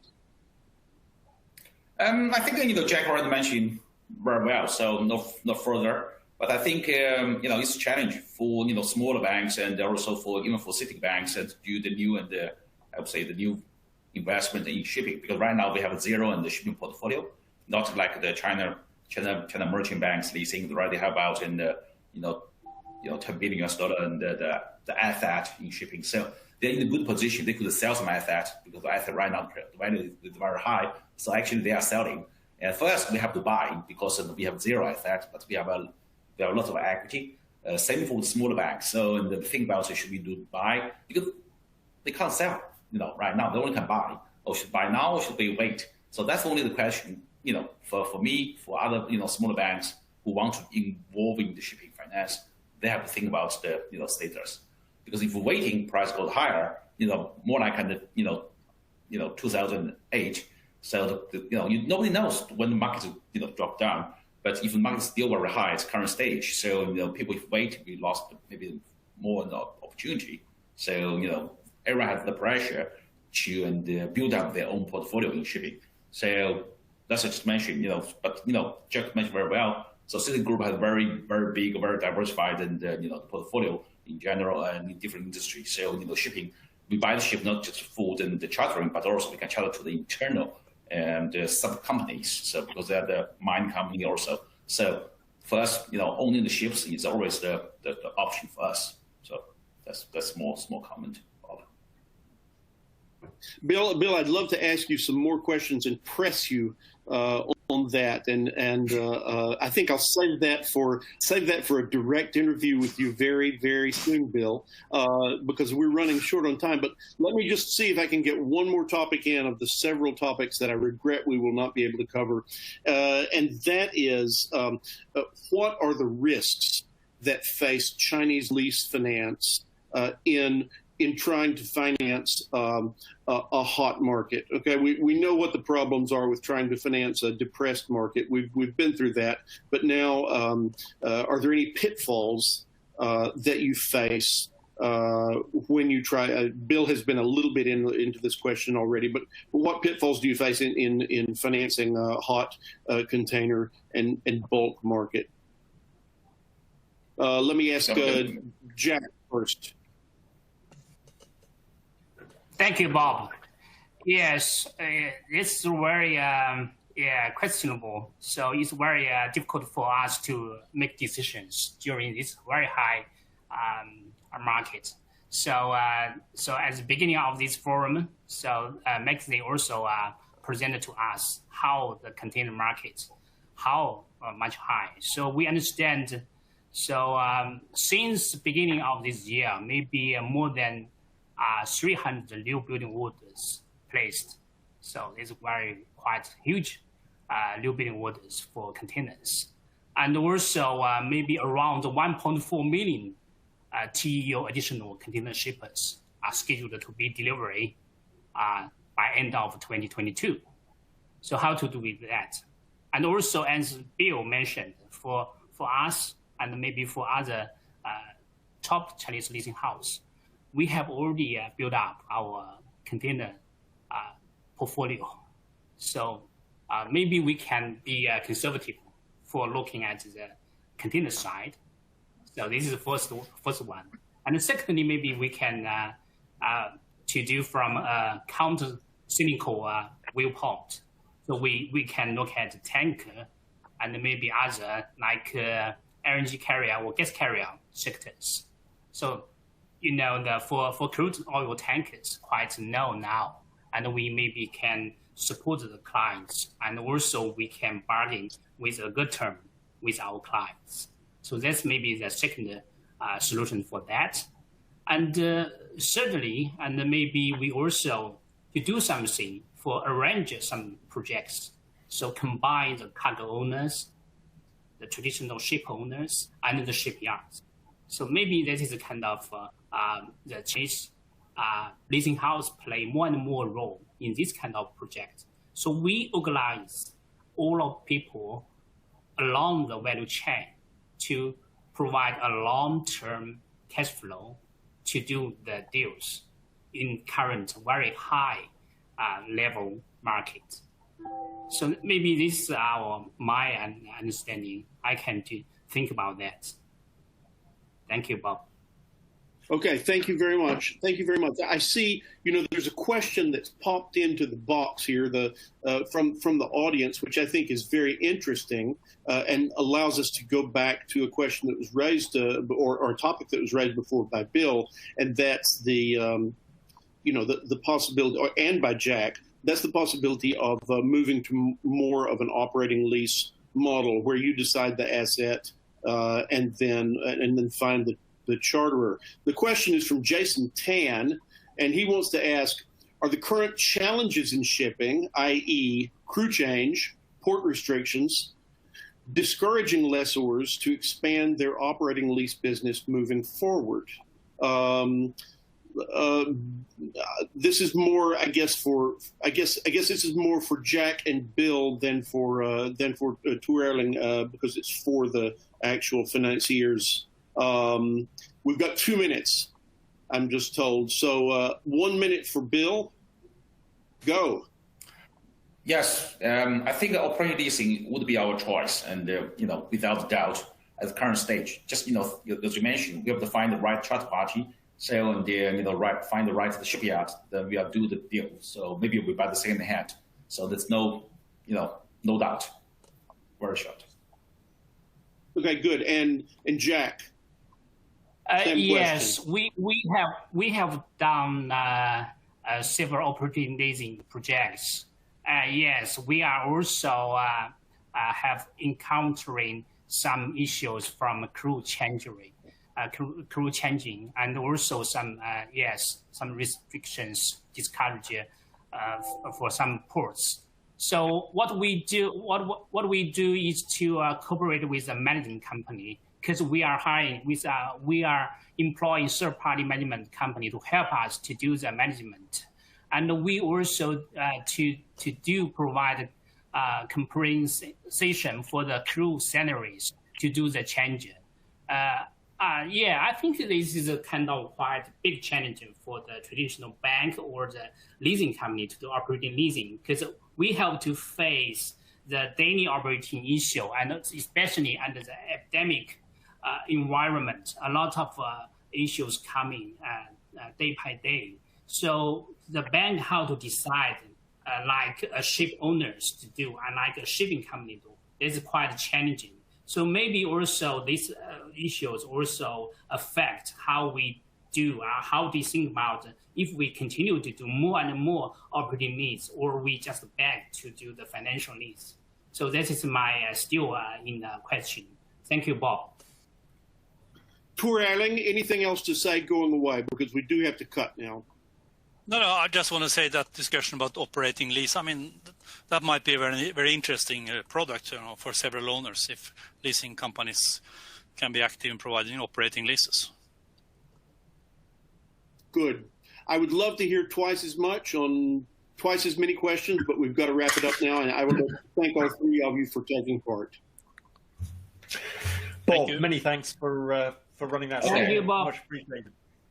And you. Guys, Bill, Jack, Thor, many thanks for taking the time today, and look forward to seeing you again out on the road in a conference in our offices in due course. So again, thanks a lot, and thanks to Bob.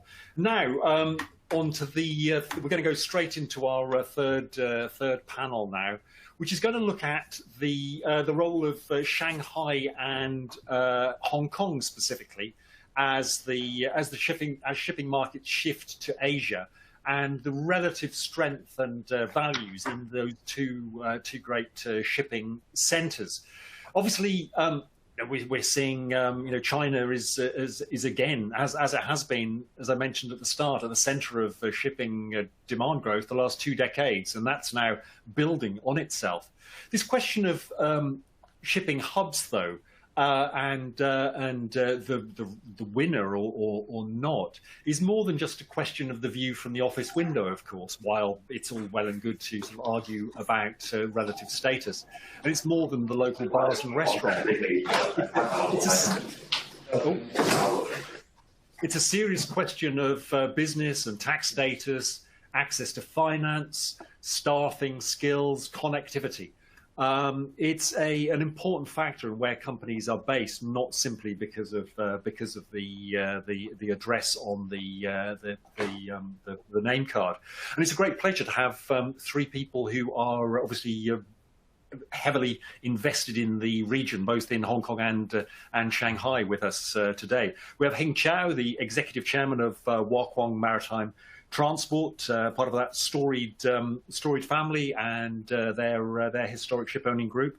We have Mark Young, the CEO and co-founder of Asia Maritime Pacific, the geared handysize owner that has grown greatly in recent years, and Rosita Lau, a partner with Ince & Co. in Hong Kong, a very well-known and experienced maritime lawyer who's covers the whole range of maritime law sectors as well as arbitration, both in Hong Kong as well as setting up the Shanghai office. Thanks to you all for joining us today. Perhaps, as just to start off this discussion, Shanghai or Hong Kong, is it a nil-sum game?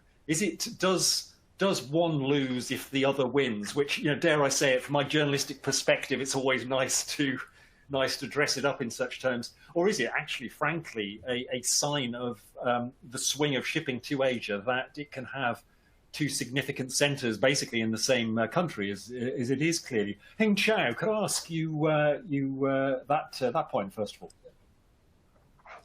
Do you want a one-word answer, or do you want a more loaded answer? A one-word answer would be, I believe they're very much synergistic. Of course, between maritime hubs and maritime cities, there is always going to be a level of competition, which I think is healthy and mutually stimulating. But I do see the role of Hong Kong and Shanghai as complementary at so many different levels. If Shanghai can be identified as the de facto capital of shipping within China for domestic shipping, Hong Kong is and has always been an international shipping hub. And I do not see the role of Hong Kong diminishing, particularly as economic growth in the Asia-Pacific region, particularly China, has been driving global economic development for the last foreseeable 2 decades, and it will remain that way for the foreseeable future.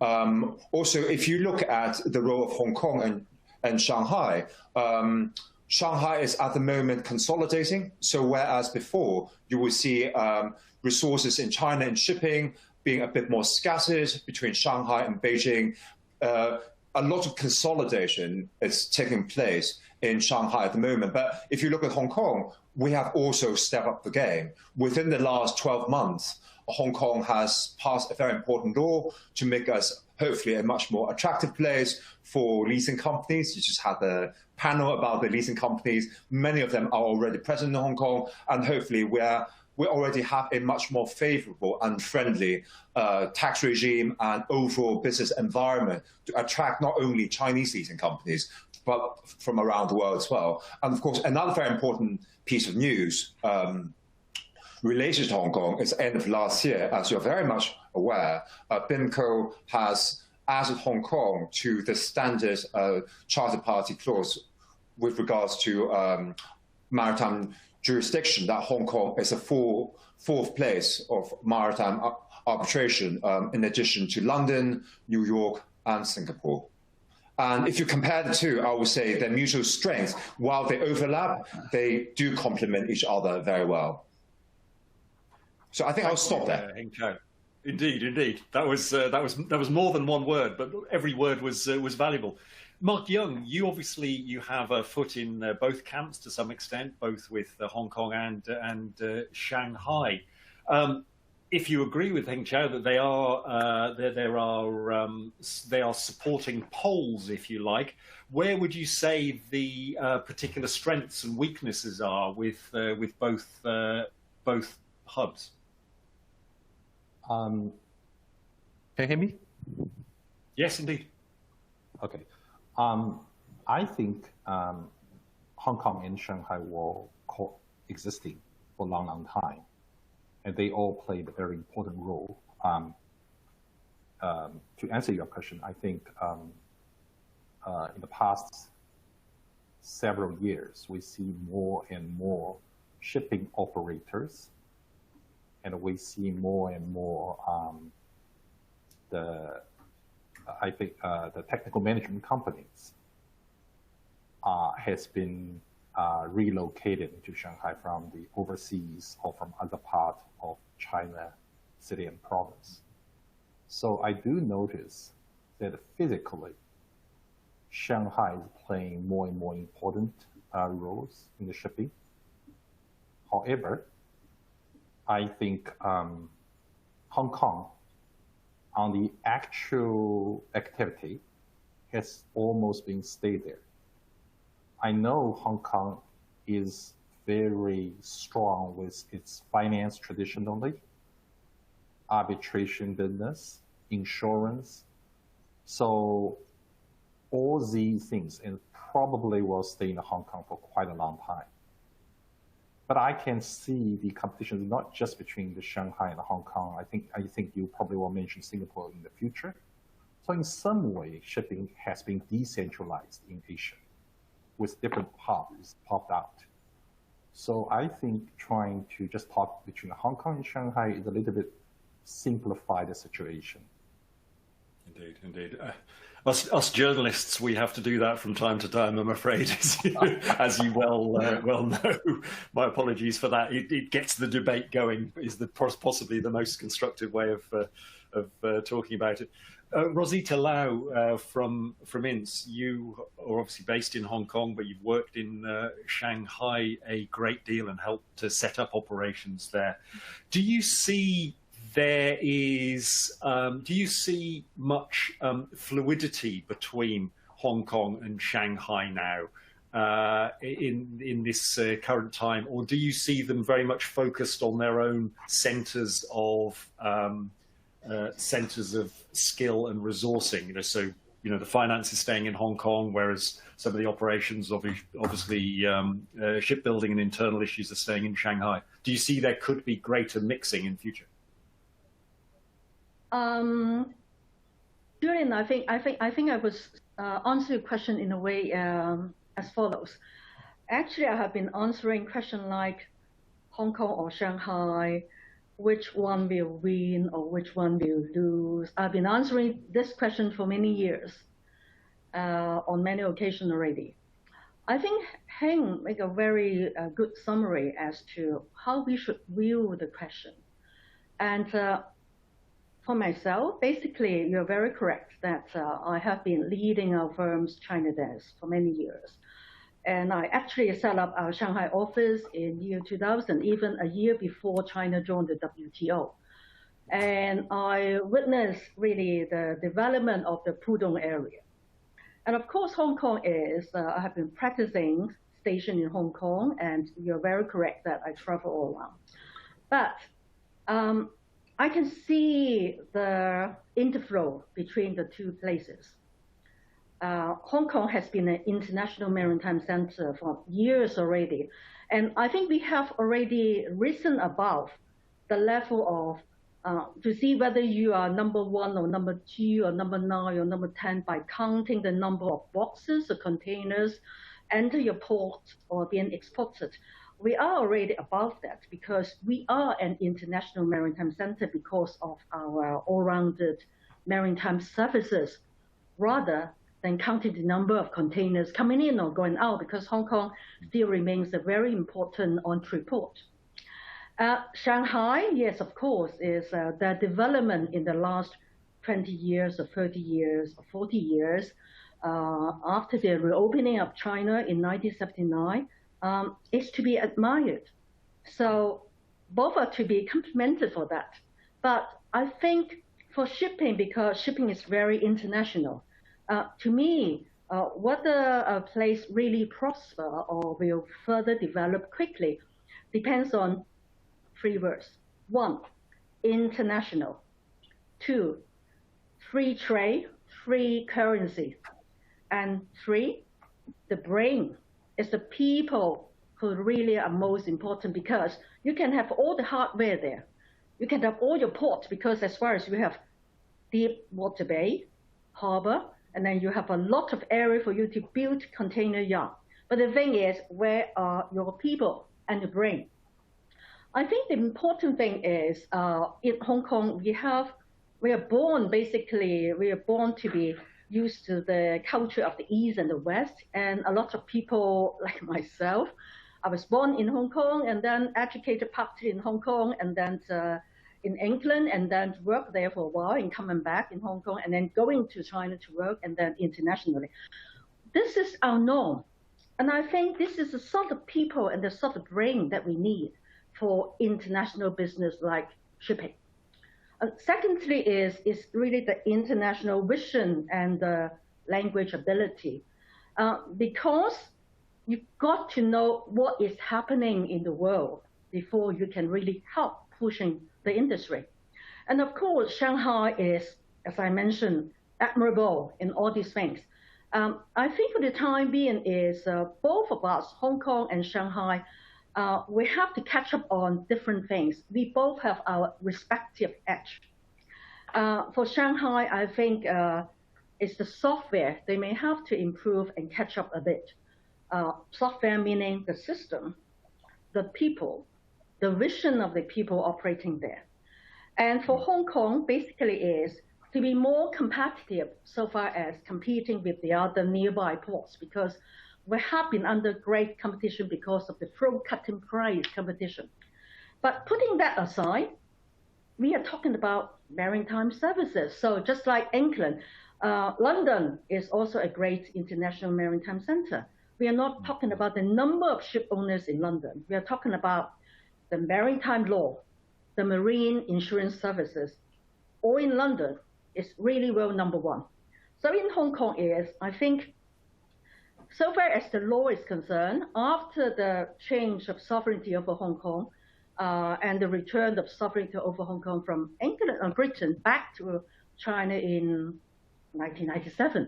But the thing is, our law are still modeled on English law, and we still carry on to do the common law system. And English law and common law system are the most popular law system and law in international shipping. In this regard, I can see that China is, of course, having its maritime code, came into effect as early as in 1994, but lots of changes are required, as I can see, because I represented a lot of clients in mainland China. And another thing is the support of the countries. Well, Shanghai plays a very important role because it is one of the 4 municipals directly under the central government of China. Hong Kong is one of the only 2 special administrative regions also directly under China. So basically, the central China are looking after us. And we have to play different roles because just take marine insurance. In Hong Kong, we have 12 out of the 13 P&I clubs of the international P&I group. They have branches of service company in Hong Kong. Nowhere, not even London, have that many number of marine services, P&I club servicing. And talking about arbitration, Mark and Heng had just mentioned that BIMCO had added us. That happened in late 2019 already. So we are named, not Shanghai, we are named as one of the 4 options in the standard contracts, like NYPE, GenCon, all these things. So to a certain extent, this already reflects the international maritime industry, how they view us and our role. And another important point is we have been given a lot of different roles under important initiative of China.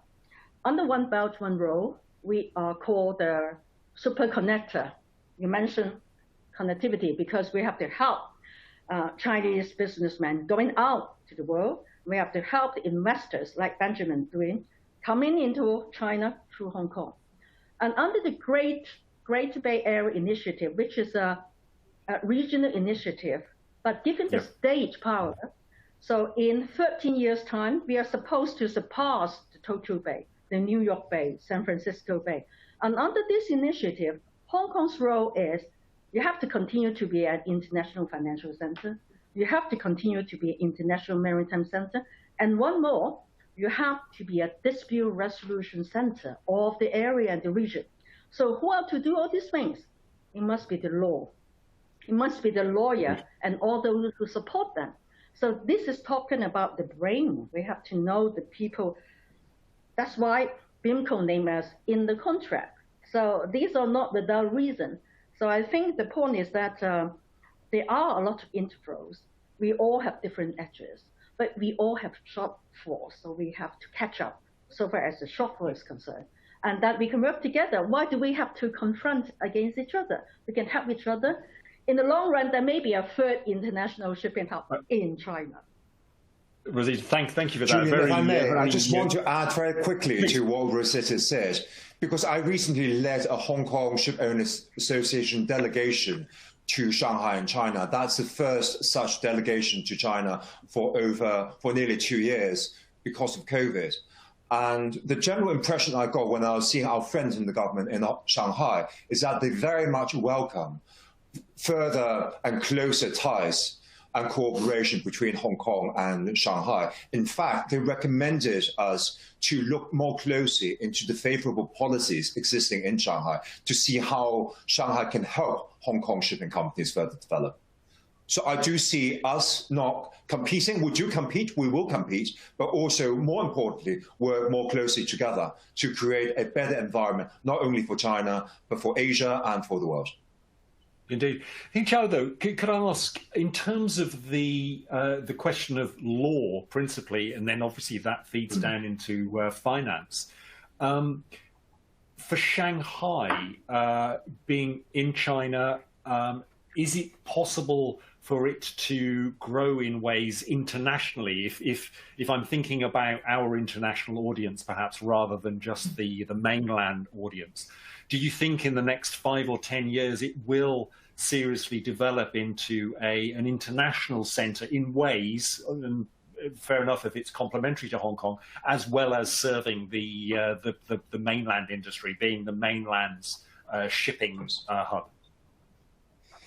If you're talking about the potential of Shanghai in the foreseeable future to develop into a major maritime arbitration or dispute resolution center for the international stakeholders, I think it will be quite hard. Because, as Rosita said, the basis for Hong Kong law is fundamentally different. I do emphasize fundamentally different from Shanghai or anywhere else in China. But in a way, it's a forced conundrum because we don't have to compete, given the technology that's made available today, and indeed the progress that's been made over the last year thanks to COVID. It's increasingly beneficial and easy to bring Hong Kong maritime services to the rest of China, including Shanghai. And I do think there's a possibility to set up a center in Shanghai for maritime dispute resolution that will tap into Hong Kong's existing status and resources. Why do we have to compete? Mark, could I ask you about the practicalities of business life in Hong Kong today? Clearly, one of the underpinnings are the infrastructure, the services, the law, obviously, and skilled staff. But in terms of access to finance, we've seen some of while Hong Kong remains a global finance center and the biggest finance center in Asia, of course, in terms of shipping, with the rise, not least, of the mainland Chinese leasing companies and the retrenchment of many of the European banks, perhaps it's lost some of its position. Frankly, I don't have data on that. But where do you see Hong Kong's position as a ship finance center today and into the future, and how may that be further developed? I think actually the Hong Kong is financing centers on the shipping assets. In some way is facing the competitions from the place like Shanghai. It's quite simple. We just had a ship financing panel. If Bob asks Jack or ask Bill or ask others, most of Chinese leasing company, where are they based? They're either based in Beijing or Shanghai, and a lot of them actually based in Shanghai. So in some way, I think the physical operation of ship financing on the assets, I'm regret to say, has been gradually moving away from Hong Kong. The HSBC, Standard Chartered, traditionally, they're big lenders on the shipping assets, have been reducing their portfolio. But on the other hand, if you're talking about the stock market, if you talk about the stock market, I think Hong Kong is a really true international stocking market. And we do have some of the Hong Kong shipping company having benefit very nicely from listing there. And I also know Hong Kong is a hub for a lot of hedge funds and equity investors and that kind of thing. So they do provide certain possibilities and opportunities. But I like to say, for the physical lending, Shanghai has been picking up very fast on the assets lending. Yeah. For example, if I want to finance my ships, and if I open my books to the Chinese leasing company, sitting in Shanghai will be much easier for me to host the meetings, for them to visit the office, particularly in this COVID situation. I'm regret to say, actually, for the various reasons, the physical lending from Hong Kong, in my view, has been reduced or reducing in the past decade. Do you think that poses a question for Hong Kong's position in the shipping cluster? Does it need to adapt? I think it's a pretty difficult question to answer, because I think the shipping lending, right? I think that is a business. I don't think the Hong Kong government will be able to do very much on that. I know by come up with the easy regulation, they did attract some of Chinese leasing companies to set up their office in Hong Kong. I do see more and more Chinese leasing companies sitting up there, set up in Hong Kong. But I guess that's partly is our international presence, partly is probably for the various tax reasons, et cetera, et cetera.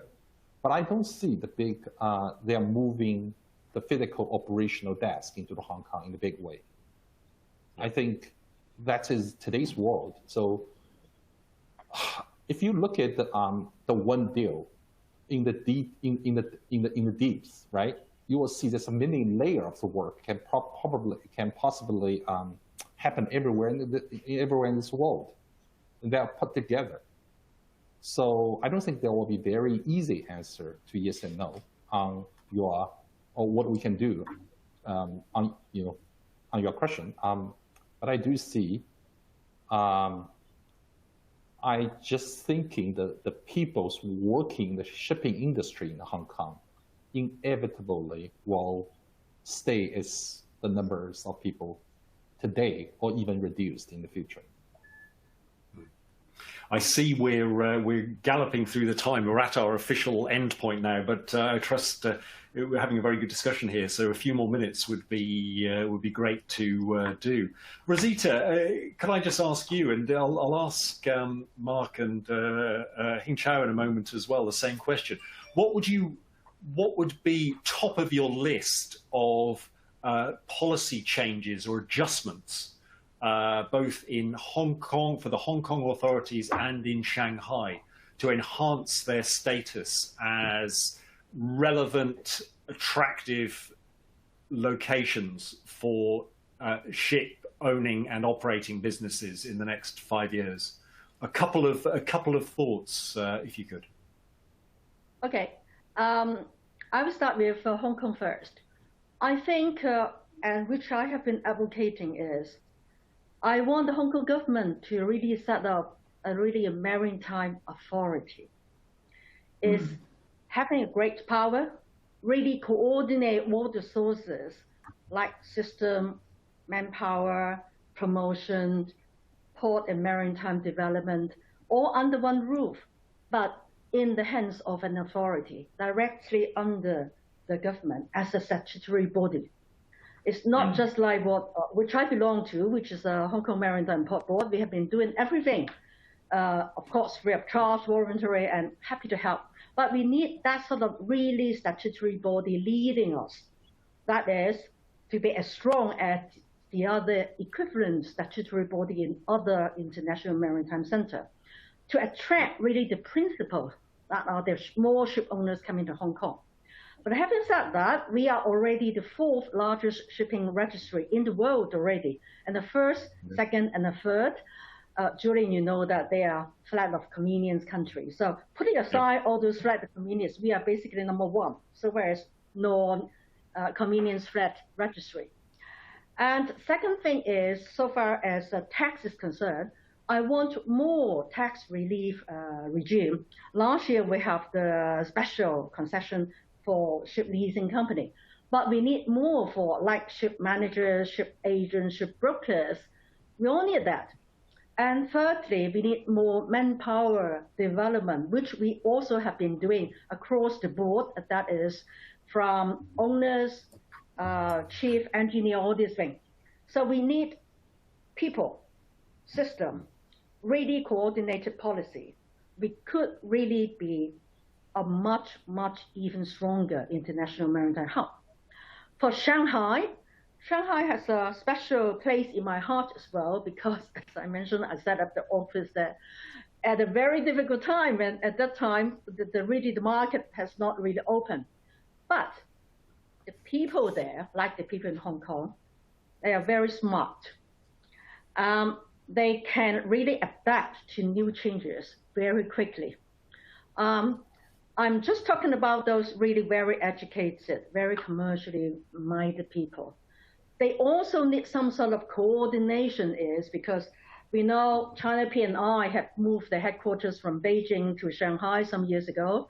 We know COSCO also set up, the COSCO container shipping company is there for a long time already, COSCO Buck in Guangdong, all these things. And I can all see all these things are really coming up. But I think the point is hardware is there. Software need really to catch up a bit more and more speedily. Excellent, thank you for that. Mark, could I ask you the same question? Better organization and tax breaks. You can't be against that, can you? Yeah, I fully agree. I think Rosalia's point about software in China partly is to do with the human resources. But I think Shanghai is also very strong on human resources. So the software is so-called the, I think, law, for example, maritime law, whether people, international companies will have strong confidence and thinking they can operate in Shanghai just as they operate in the international environment. So that is more, in my views, a superstructure things sits over there. So as long as Shanghai will not be able to address these issues, Hong Kong will still be a very attractive hub. So that is the reason for someone like AMP. We have technical management sits in Shanghai, and we have post-operation sits in Shanghai to serve our fleet. But our legal department, our compliance department, and our insurance and finance department sits in Hong Kong. in the ideal world, you would like to everybody sitting under the same roof, but in the realities, we have to go where that's is the most efficient and the most good environment for you to operate. Unfortunately, that is the real world. Indeed. Thank you. Hey, Chow, the interesting comments from Rosita about extending tax concessions to some of the support areas of the business, which in Hong Kong is obviously so important to the cluster and has been in addition to the ship owning and the operating community. Do you have any specific thoughts on that and the organizational issues? I have no specific thoughts on that because that's what the Ship Owners Association and the community have been working on very hard over the last year. Ever since the government passed a bill on ship leasing, we said, can the auxiliary and very important high-value maritime services also get a tax break? So that's what the community has been working on. I think Rosita really said everything there is to say about what we hope the Hong Kong government will do for us, which is to have a statutory body for the maritime and port, much like the setup they already have for the airport authority. The reason why is, in addition to what Rosita has said, because we need strategic planning. That's what another very important maritime hub in Asia, Singapore, has done extremely well. Hong Kong, we have a great deal of natural advantages. However, what has been lacking is leadership from the top. The Hong Kong shipping industry is very vibrant, as you know, and we often make submissions. Rosita and I, we sit with the government and we make submissions and we make suggestions to the Hong Kong government. But that is not enough.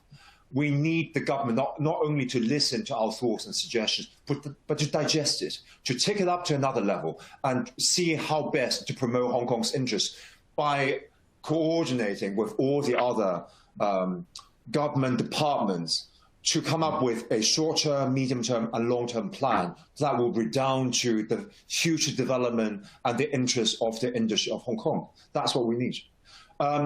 Before I finish my remarks, Julian, if I may, I just want to respond very quickly to what Mark said to your previous question. On the one hand, I do agree very much with Mark that Shanghai is now extremely competitive.